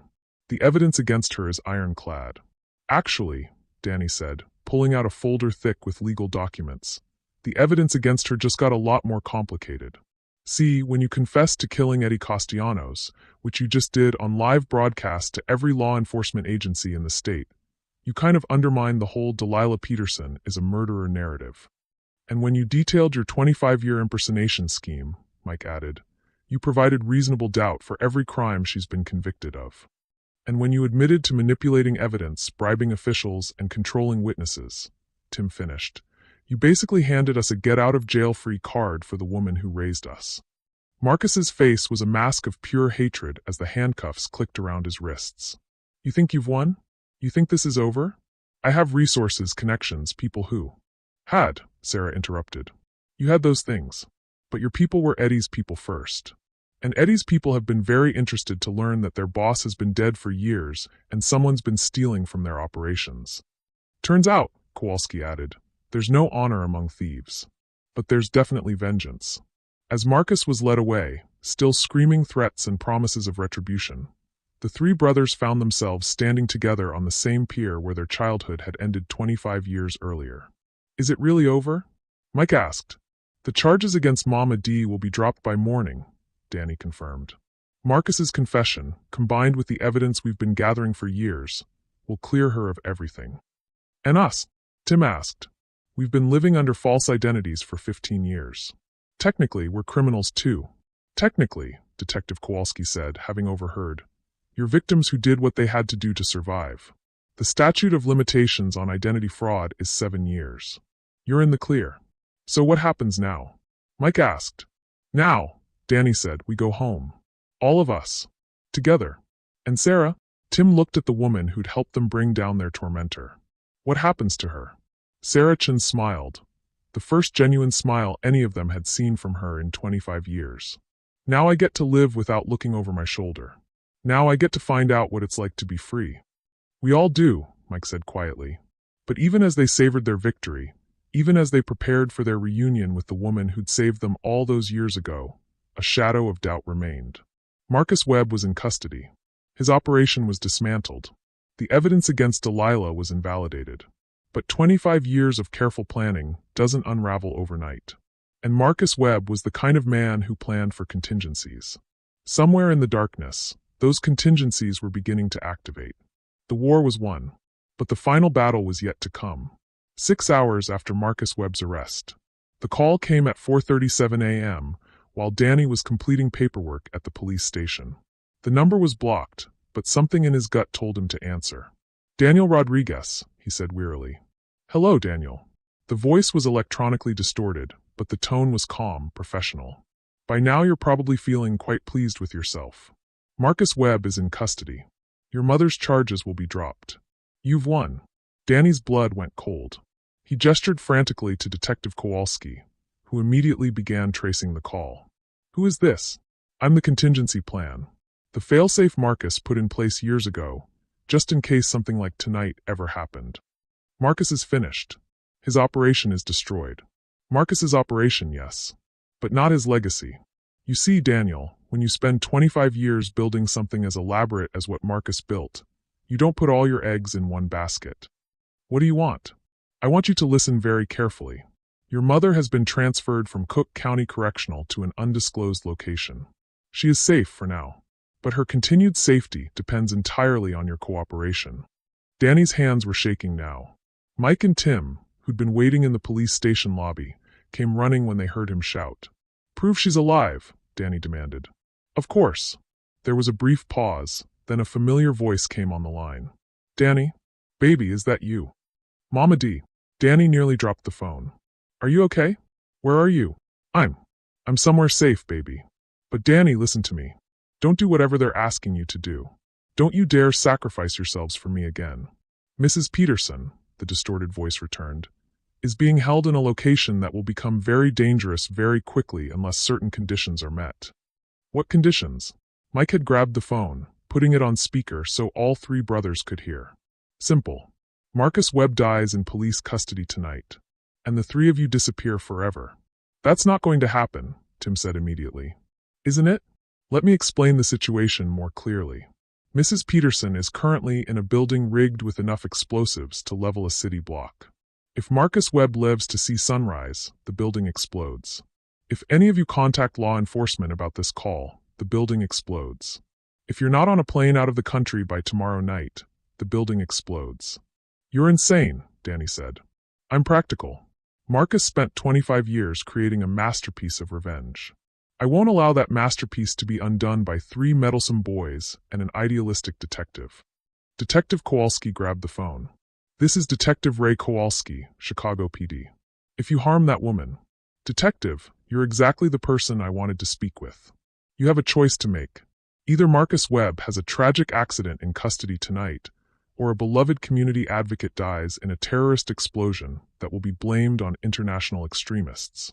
The media narrative is already prepared. We won't help you kill Marcus, Mike said firmly. Then you'll help me kill your mother. Those are your only two options. There's always a third option, Tim said, his mind already working through possibilities. Not this time, young Timothy. You see, I know you. I know all of you. Marcus studied you for 25 years, and he shared every detail with me. I know exactly how you think, how you react under pressure, how far you'll go to protect the people you love. You don't know anything about us. Don't I? Daniel, you'll spend the next hour researching legal precedents for justified homicide, looking for a way to make Marcus's death appear legally defensible. Michael, you'll analyze the building's structural vulnerabilities, trying to find a way to safely extract your mother. Timothy, you'll attempt to trace this call, hack into city surveillance systems, and create a digital trail that leads to my location. The brothers exchanged glances. He was right about all of it. None of those approaches will work, the voice continued. I've had years to prepare for every contingency you might consider. There is no legal loophole that will save Marcus. There is no structural weakness in the building where your mother is held. There is no digital trail for you to follow. Then what do you really want? Danny asked. I want you to understand that good doesn't always triumph over evil. I want you to learn that sometimes the most loving thing you can do is become the monster the situation requires. I want you to kill Marcus Webb with your own hands, knowing that it makes you murderers, knowing that it destroys everything your mother tried to teach you about justice and mercy.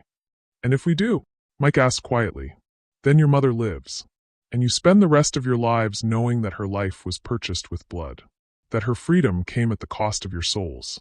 The line went silent except for the sound of distant machinery, as if the caller was in some kind of industrial facility.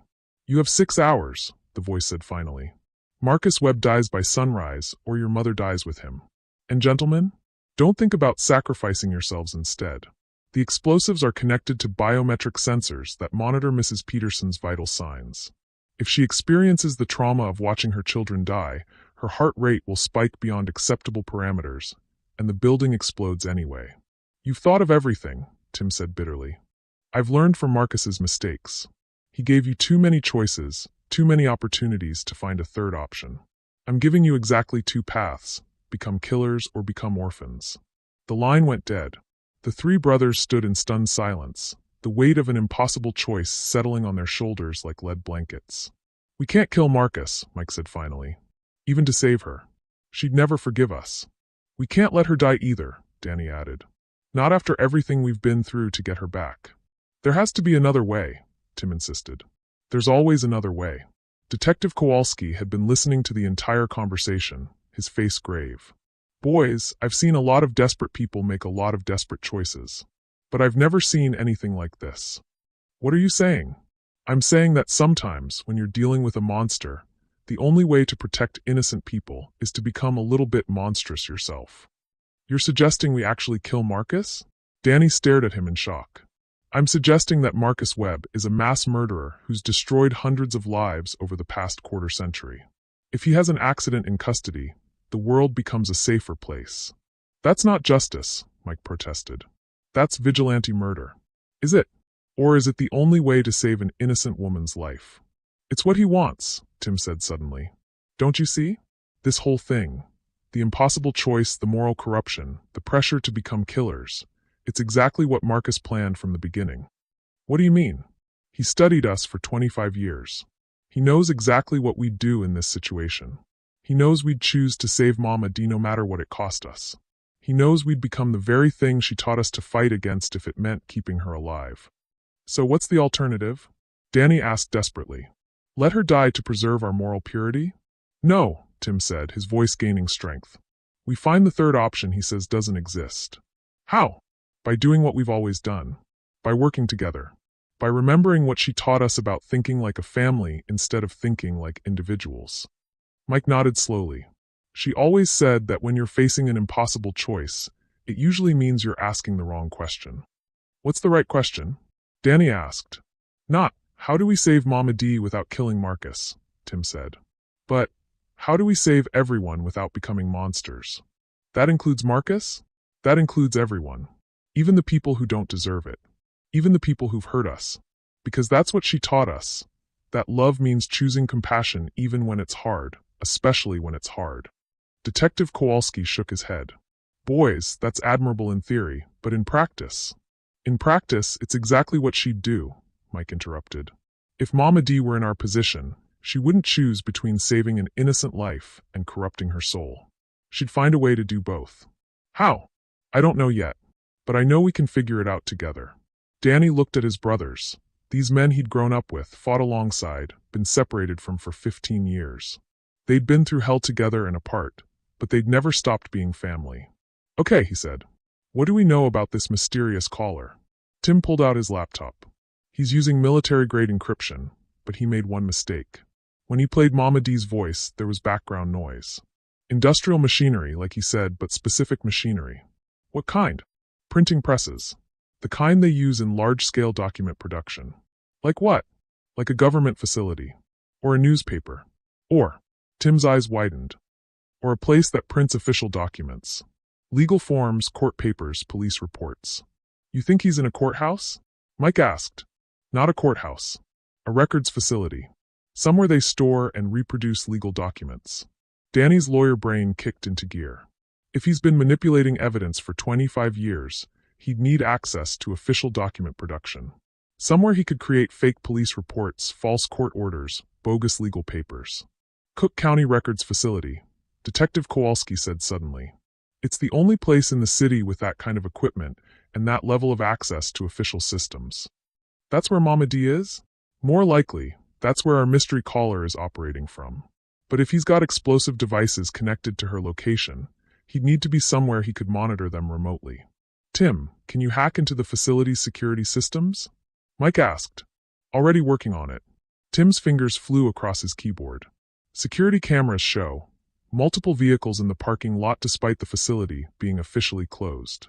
And got it. Thermal imaging shows at least 6 people in the building. Can you see Mama D? Negative. But I'm picking up electronic signatures consistent with remote detonation devices. They're definitely coordinating something from there. How many explosives are we talking about? Danny asked. Based on the signal strength and frequency patterns. Danny, if these things go off, we're not just talking about one building. This is enough firepower to level several city blocks.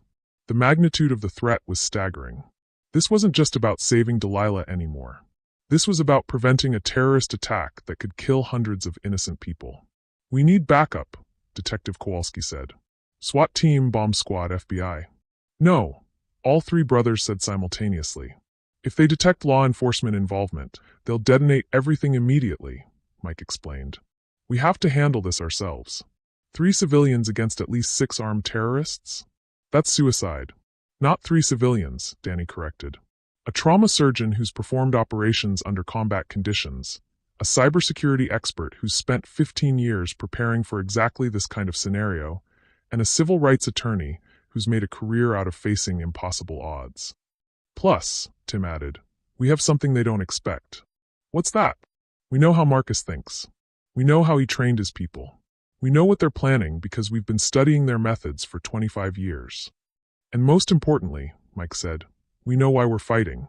Not for revenge, not for justice, not even for victory.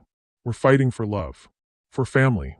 For the woman who taught us that some things are worth any sacrifice. Except, Danny added, she also taught us that sacrifice doesn't have to mean destruction. Sometimes the greatest sacrifice is choosing to live with the consequences of doing what's right. Detective Kowalski studied their faces. What are you thinking? We're thinking, Tim said, that it's time to show these people what 25 years of Delilah Peterson's love can build. We're thinking, Mike added, that they've underestimated what three brothers can accomplish when they work together. We're thinking, Danny finished, that they're about to learn why you should never threaten someone's family. And Mama D? Kowalski asked. How do we get her out safely? The three brothers looked at each other, communicating in the wordless way that only people who've survived hell together can manage. We don't save her, Tim said quietly. She saves herself. What does that mean? It means, Mike explained, that we trust the woman who raised us to be exactly as strong, smart, and resourceful as she taught us to be. It means, Danny added, that we stop trying to rescue her and start working with her to rescue everyone else. Including Marcus Webb, Tim finished. Because that's what she'd want us to do. Even for him. Especially for him. Detective Kowalski shook his head in amazement. You boys are either the bravest people I've ever met, or the craziest. Probably both, Danny admitted. But we're also something else. What's that? We're Delilah Peterson's sons. And we don't abandon family. Ever. Even when family includes people who've tried to destroy us? Especially then, Mike said. Because that's when love matters most. As they prepared to leave the police station and confront whatever horrors awaited them, none of them noticed the figure watching from across the street. Someone who'd been following their every move since the pier. Someone who'd been waiting 15 years for this exact moment. Someone who had a very different plan for how this night would end. The real battle was about to begin. And this time, the enemy wasn't Marcus Webb or his mysterious ally. The enemy was someone they'd trusted completely. Someone who'd been playing the longest game of all. Cook County Records Facility, 5:23 a.m. The building stood like a fortress against the pre-dawn darkness. All concrete and steel and tiny windows that revealed nothing of what waited inside. Danny, Mike, and Tim approached from three different directions, their movements coordinated through encrypted communication devices Tim had cobbled together from spare electronics. 6 guards visible from my position, Mike reported through his earpiece, using his medical training to identify vital points and weaknesses. All armed, but they're tired. Been on watch all night. Thermal imaging shows the main group is on the 3rd floor. Tim added from his position at the building's rear. That's where the document production equipment is located. Perfect place to coordinate a terror attack. And Mama D? Danny asked from the front entrance. Unknown, but the explosive signatures are strongest in the basement. If they're holding her, that's where she is. Along with enough C4 to turn this building into a crater, Mike said grimly. Danny checked his watch. 5:24 a.m. Less than an hour until sunrise. Less than an hour until Marcus Webb was supposed to die and trigger whatever hell these people had planned. Remember the plan, he said quietly. We don't try to be heroes. We trust each other, we trust what Mama D taught us, and we find a way to save everyone. Even the people who don't deserve it, Mike added.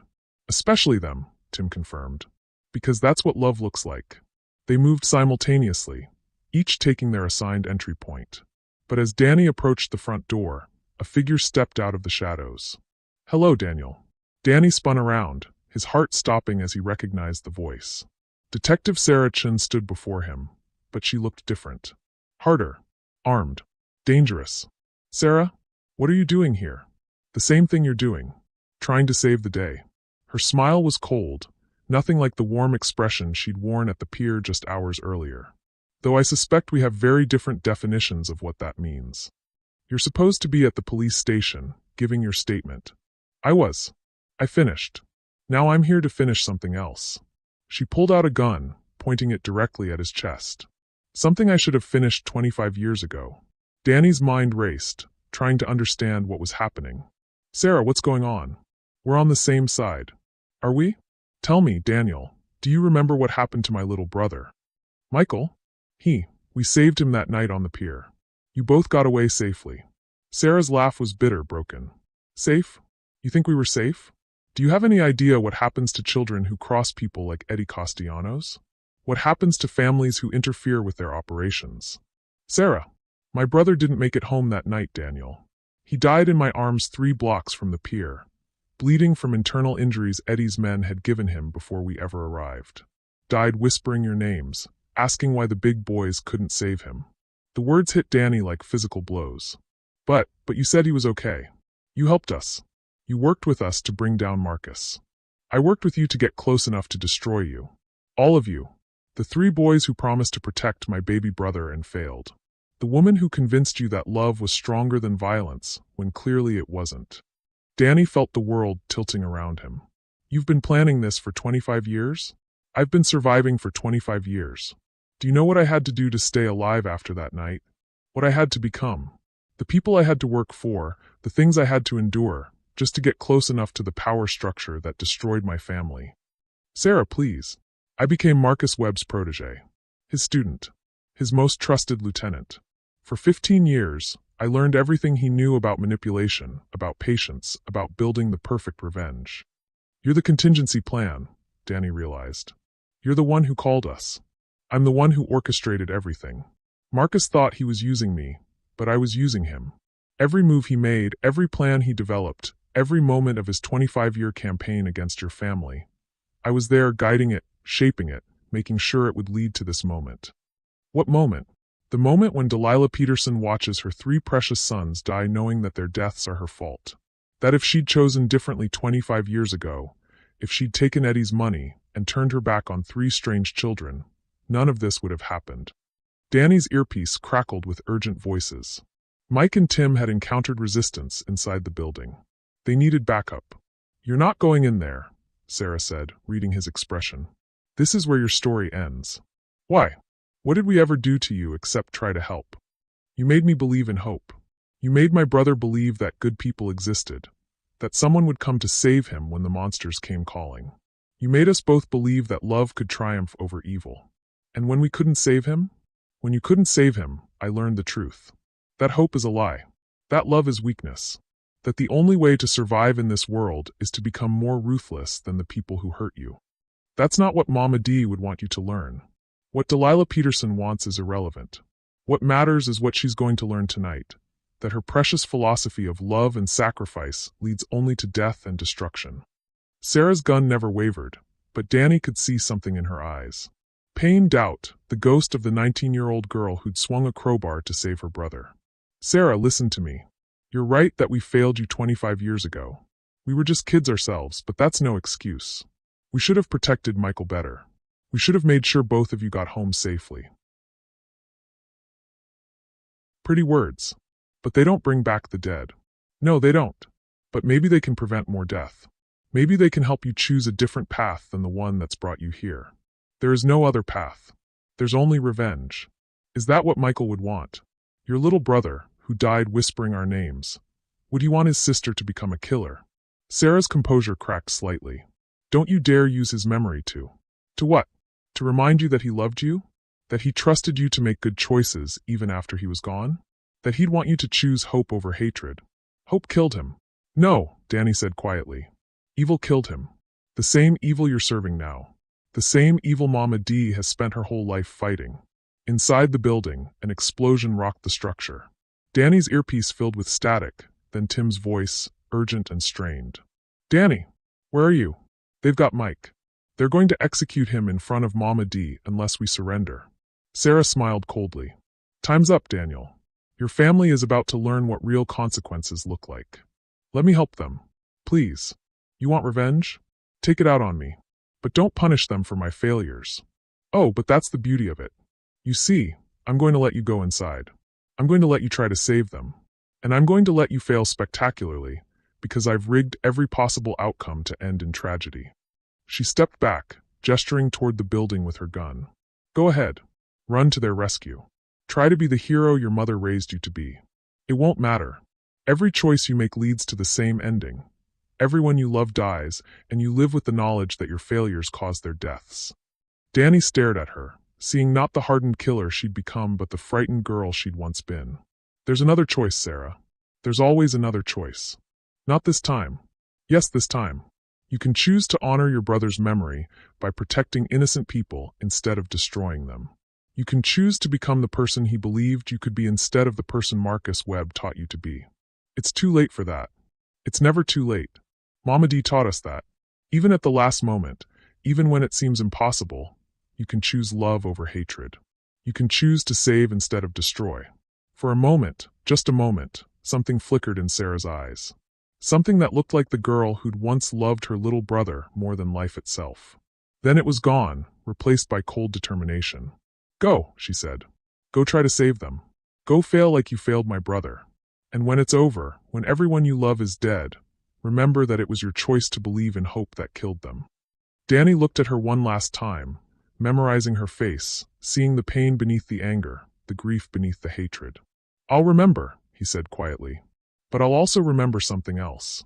What's that? I'll remember that even after everything you've been through, even after 25 years of planning revenge, you still gave me a chance to try to save them. Because deep down, you're still the sister who loved her brother enough to fight the whole world for him. That's not what you meant to do, but it's what you did. Because love doesn't die, Sarah. It changes, it gets buried, it gets twisted, but it doesn't die. Your brother's love for you, your love for him, it's still there. Still fighting to make you choose something better. Danny turned toward the building, knowing he might be walking to his death, but also knowing that sometimes the most important battles are fought not with weapons, but with words, not with violence, but with the stubborn refusal to give up on someone's capacity for good. Behind him, Sarah Chin stood alone in the darkness, a gun in her hand and 25 years of carefully planned revenge at her fingertips. And for the first time in a quarter century, she hesitated. Inside the building, basement level, Delilah Peterson sat bound to a chair in the center of a room filled with enough explosives to level half the city block. She'd counted at least 40 charges, all connected to a central detonator that pulsed with a steady red light. But she wasn't thinking about the bombs. She was thinking about the young man standing guard over her, barely 25 years old, nervous, clearly uncomfortable with the situation he'd found himself in. "What's your name, baby?" she asked quietly. "I'm not supposed to talk to you," he replied, but his voice was shaky. "I'm not asking you to betray anyone. I'm just asking for your name. I'm a grandmother, sitting here in a room full of explosives. Humor an old lady." He glanced around, making sure none of his colleagues were listening. "Jordan. Jordan's a good name. Strong name. You got family, Jordan?" "Ah, yes, ma'am. A little sister." "How old?" "8. Delilah smiled, the same warm smile that had comforted 3 frightened boys 25 years ago. 8 years old. That's a beautiful age. Still believes in magic, still thinks the world is mostly good people with a few bad ones mixed in. "Why are you asking about my sister?" "Because I'm wondering what she'd think if she knew what her big brother was doing right now. If she'd understand why you're helping people who want to hurt innocent families." Jordan's young face crumpled slightly. "It's not. I didn't know it would be like this. They said we were stopping terrorists, protecting the city. And now I don't know what we're doing anymore. You know, Jordan, I've spent 25 years in prison for crimes I didn't commit. 25 years thinking about what it means to make choices that protect the people you love. What did you learn? I learned that sometimes the hardest choice isn't between good and evil. Sometimes it's between different kinds of love. Love for your family versus love for strangers. Love for your friends versus love for what's right. What do you choose? You choose all of it, baby. You find a way to love everyone, even when it seems impossible. Even when it costs you everything. That's not realistic, isn't it? My 3 boys, the ones who are probably upstairs right now trying to save me, they could have chosen to save themselves and let me die in prison. Instead, they chose to risk everything to save a woman who couldn't even protect herself. They're probably going to die tonight. Maybe. Or maybe they're going to find a way to save everyone, including you, including the people you work for, including me. Because that's what love does, it finds a way." Jordan looked at the explosives surrounding them, then at the woman who spoke about love while sitting in the middle of enough firepower to destroy a city block. "How can you have hope in a situation like this? Because hope isn't about the situation, baby. Hope is about the people. And I know my boys. I know what they're capable of when they work together. I know what 25 years of love can build. Even if they save you, this doesn't end. There are too many people involved, too many plans in motion. You're right. This doesn't end with me. It ends with choices. Your choice. Their choice. Everyone's choice about what kind of person they want to be when the world gets scary. Overhead, they could hear running footsteps, shouts, the sound of doors being forced open. Jordan, Delilah said gently, in about 5 minutes, my boys are going to come through that door. And you're going to have to decide whether you're the kind of man who protects families or the kind who destroys them. I don't have a choice. You always have a choice, baby. That's what makes you human instead of a monster. The footsteps were getting closer now. Jordan's hand moved to his weapon, but his eyes never left Delilah's face. What would you do? He asked. If you were me, I'd think about that 8-year-old girl who loves her big brother. I'd think about what kind of world I want her to grow up in. And I'd choose to be part of the solution instead of part of the problem. Even if it cost me everything? Especially then. Because that's when love matters most. The door burst open. Danny came through first, followed by Tim, both of them moving with the controlled urgency of men who'd spent their lives preparing for moments like this. They stopped short when they saw the explosives, the detonator, the young man with the gun pointed at their mother. Step back, Jordan said, but his voice lacked conviction. Jordan, Delilah said softly, meet my sons. Danny and Tim. Boys, meet Jordan. He's got a little sister he loves very much. The two sides faced each other across a room full of death, each waiting for the other to make the first move. And in that moment of perfect tension, Jordan made his choice. He lowered his gun. The detonator, he said quickly. It's got a dead man's switch. If the person holding it lets go, everything explodes. But there's an override code, 5 digits that disarms everything. What's the code? Tim asked. I don't know. Only Sarah Chin knows it. Sarah? Danny's voice was sharp. Where is she? Outside, probably. She's been running this whole operation. Marcus was just her puppet, and the rest of us are just her tools. Where's Mike? Danny demanded. 3rd floor. They've got him, but he's alive. For now. Delilah looked at her boys, her precious, brilliant, stubborn boys who'd risked everything to save her. Go, she said. Save your brother. We're not leaving you, Tim said firmly. Yes, you are. Because that's what family does. We save each other, no matter what it costs. Mama D. Go. Jordan and I will figure out how to disarm these explosives. You go get Mike and finish this. How do we know we can trust him? Danny asked, gesturing to Jordan. Because, Delilah said with absolute certainty, he's someone's baby brother. And baby brothers don't let their families down. Jordan straightened, something shifting in his posture. She's right. I won't let my sister down. And I won't let you down either. The override code, Tim said. How do we get it from Sarah? You ask her, Delilah said simply. You remind her that she's someone's sister too. And you trust that love is stronger than revenge. And if it isn't? Danny asked.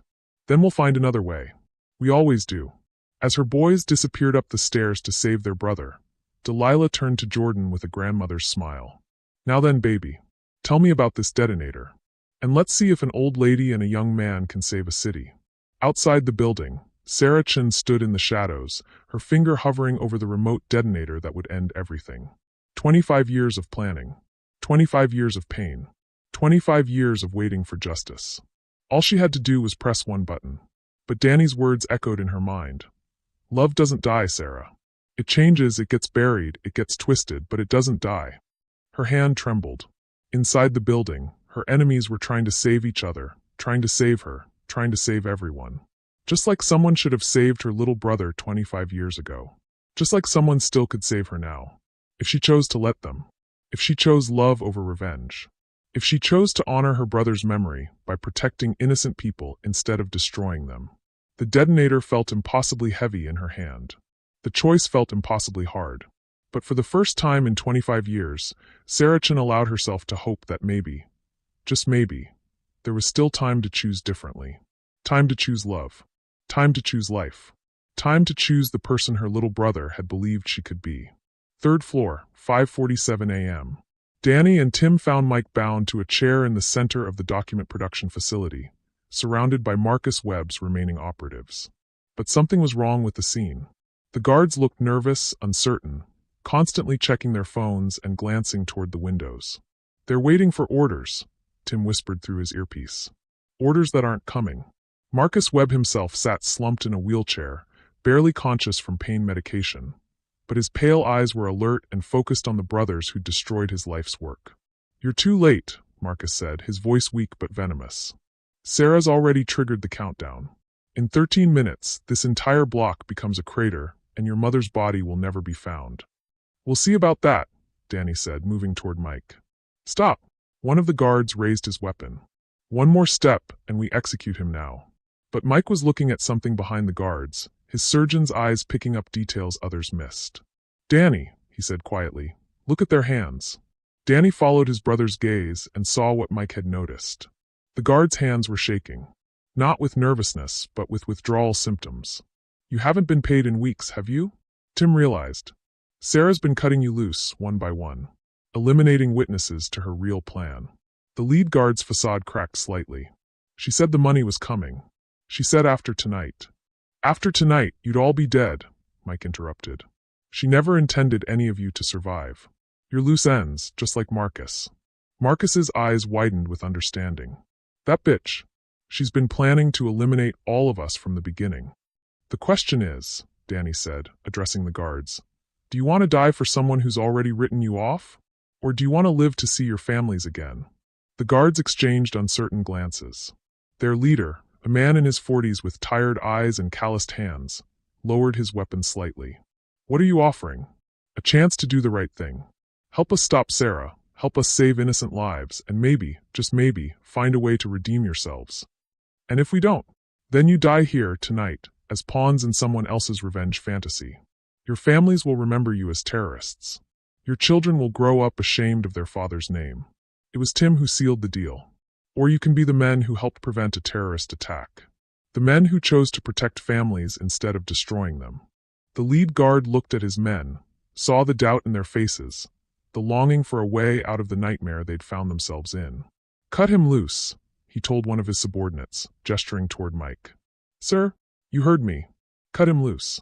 As Mike's bonds fell away, the leader addressed the brothers directly. What do you need us to do? Basement level, same time. Delilah and Jordan worked together over the detonator, a complex device with multiple fail-safes and backup triggers. Jordan's knowledge of the system combined with Delilah's intuitive understanding of human nature was slowly revealing the pattern behind Sarah's design. She built in 17 different ways for this thing to explode, Jordan explained, sweat beading on his forehead. But only one way to disarm it completely. Tell me about Sarah, Delilah said as she studied the wiring. Not the terrorist, not the mastermind. Tell me about the girl who loved her brother. I never knew that girl. By the time I met her, she was already what she is now. But you've seen glimpses, haven't you? Moments when her mask slipped. Jordan paused in his work. Once, about 6 months ago, we were surveilling a target, a man who'd been involved in human trafficking. Sarah's orders were to eliminate him quietly. But when we got there, we found out he had a daughter. Maybe 7 years old, same age as my sister. The little girl was sick, and the father was trying to get medicine for her. What did Sarah do? She called off the mission. Said it was too risky, too many witnesses. But I saw her face when she looked at that little girl. For just a moment, she looked human. Broken, but human. Delilah smiled sadly. She's still there, baby. The sister who loved Michael. She's just buried under 25 years of pain. How do you know? Because pain like that doesn't come from hatred. It comes from love that has nowhere to go. A new voice echoed from the basement stairs. You always were too wise for your own good. Sarah Chin descended into the basement, the remote detonator visible in her hand. But she looked different now, less controlled, more fragile, as if Danny's words outside had cracked something inside her. Sarah, Delilah said gently, as if greeting an old friend instead of her would-be killer. I've been wanting to meet you properly for 25 years. Have you now? Oh yes.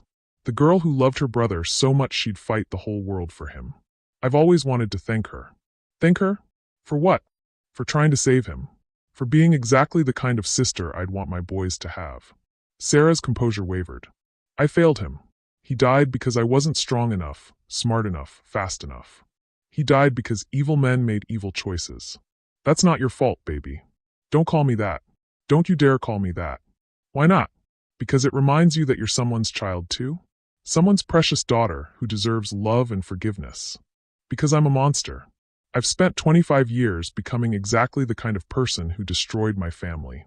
No, Delilah said firmly. You've spent 25 years surviving. There's a difference. Sarah raised the detonator.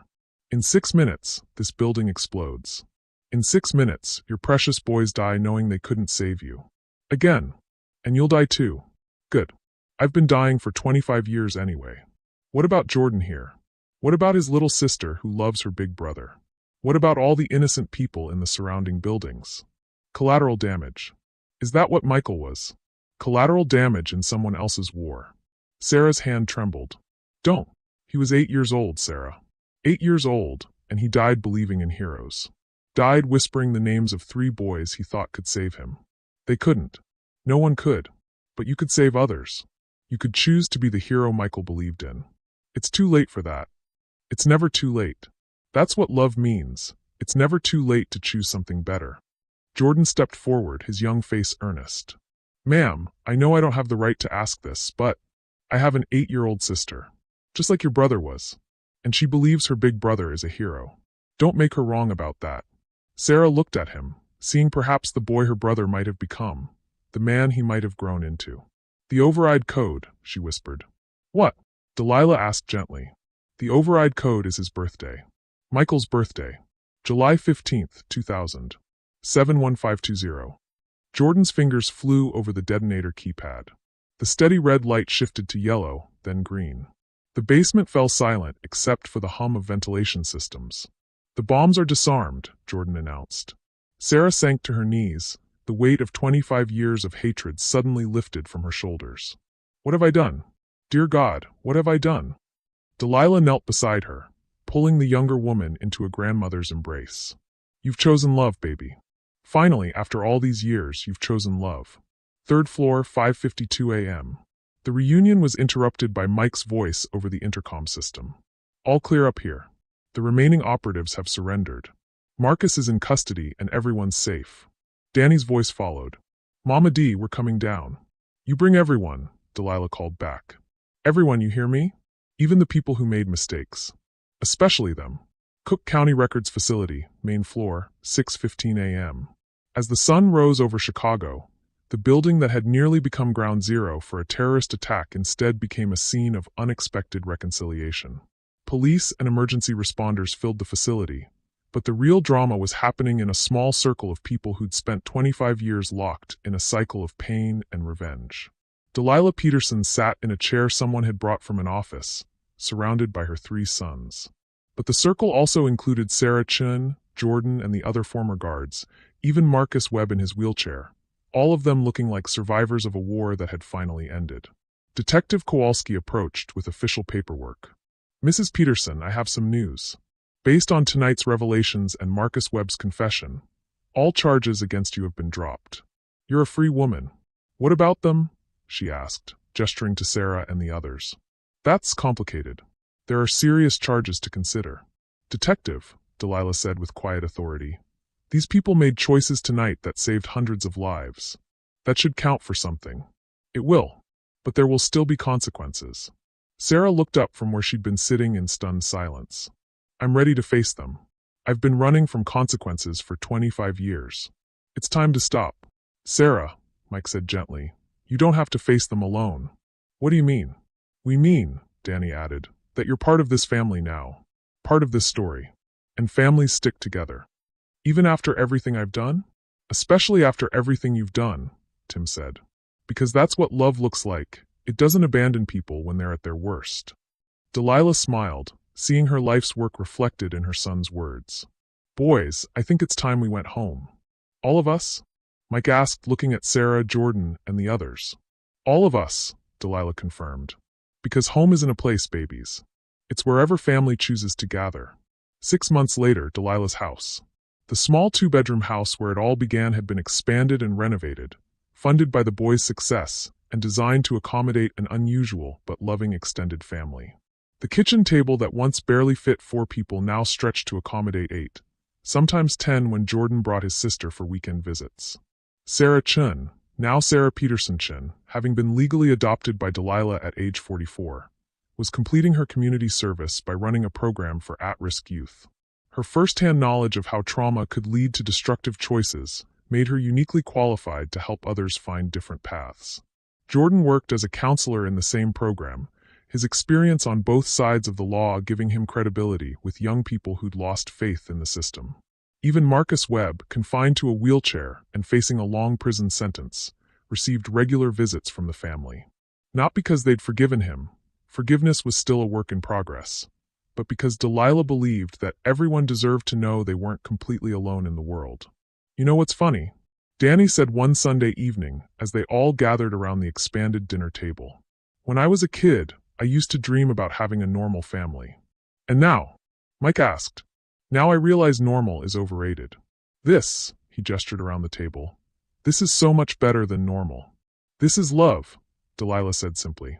Messy, complicated, sometimes painful love. But still love. Tim raised his glass of sweet tea. To Mama D, who taught us that family isn't about blood or law or circumstance. It's about choosing to love people even when they don't deserve it. Especially when they don't deserve it, Sarah added quietly, tears in her eyes. To second chances, Mike said. To third chances, Jordan corrected with a grin. To as many chances as it takes, Delilah finished. Because that's what family does. We keep giving each other chances to become the people we're meant to be. As they toasted around the table, 3 former homeless boys, a reformed terrorist, a young man who'd chosen conscience over loyalty, and the woman who'd taught them all what love looked like, Delilah felt a deep sense of completion. Not because their story was over, but because it had finally become the story she'd always hoped it could be. A story about choosing love over fear, family over isolation, hope over despair. A story about 3 boys who came to her door one rainy night and taught her that sometimes the greatest gift you can give someone is the chance to save someone else. Epilogue 1 year later. The call came on a Tuesday morning, just like all the important calls in Delilah's life seemed to. This time it was from the governor's office. Mrs. Peterson? This is Governor Martinez. I'm calling to inform you that you've been selected as this year's recipient of the State Humanitarian Award for your work with at-risk youth and family preservation. Delilah listened to the details of the ceremony, the media attention, the opportunities to expand her program statewide. All wonderful things, all deserved recognition for the work her extended family had been doing.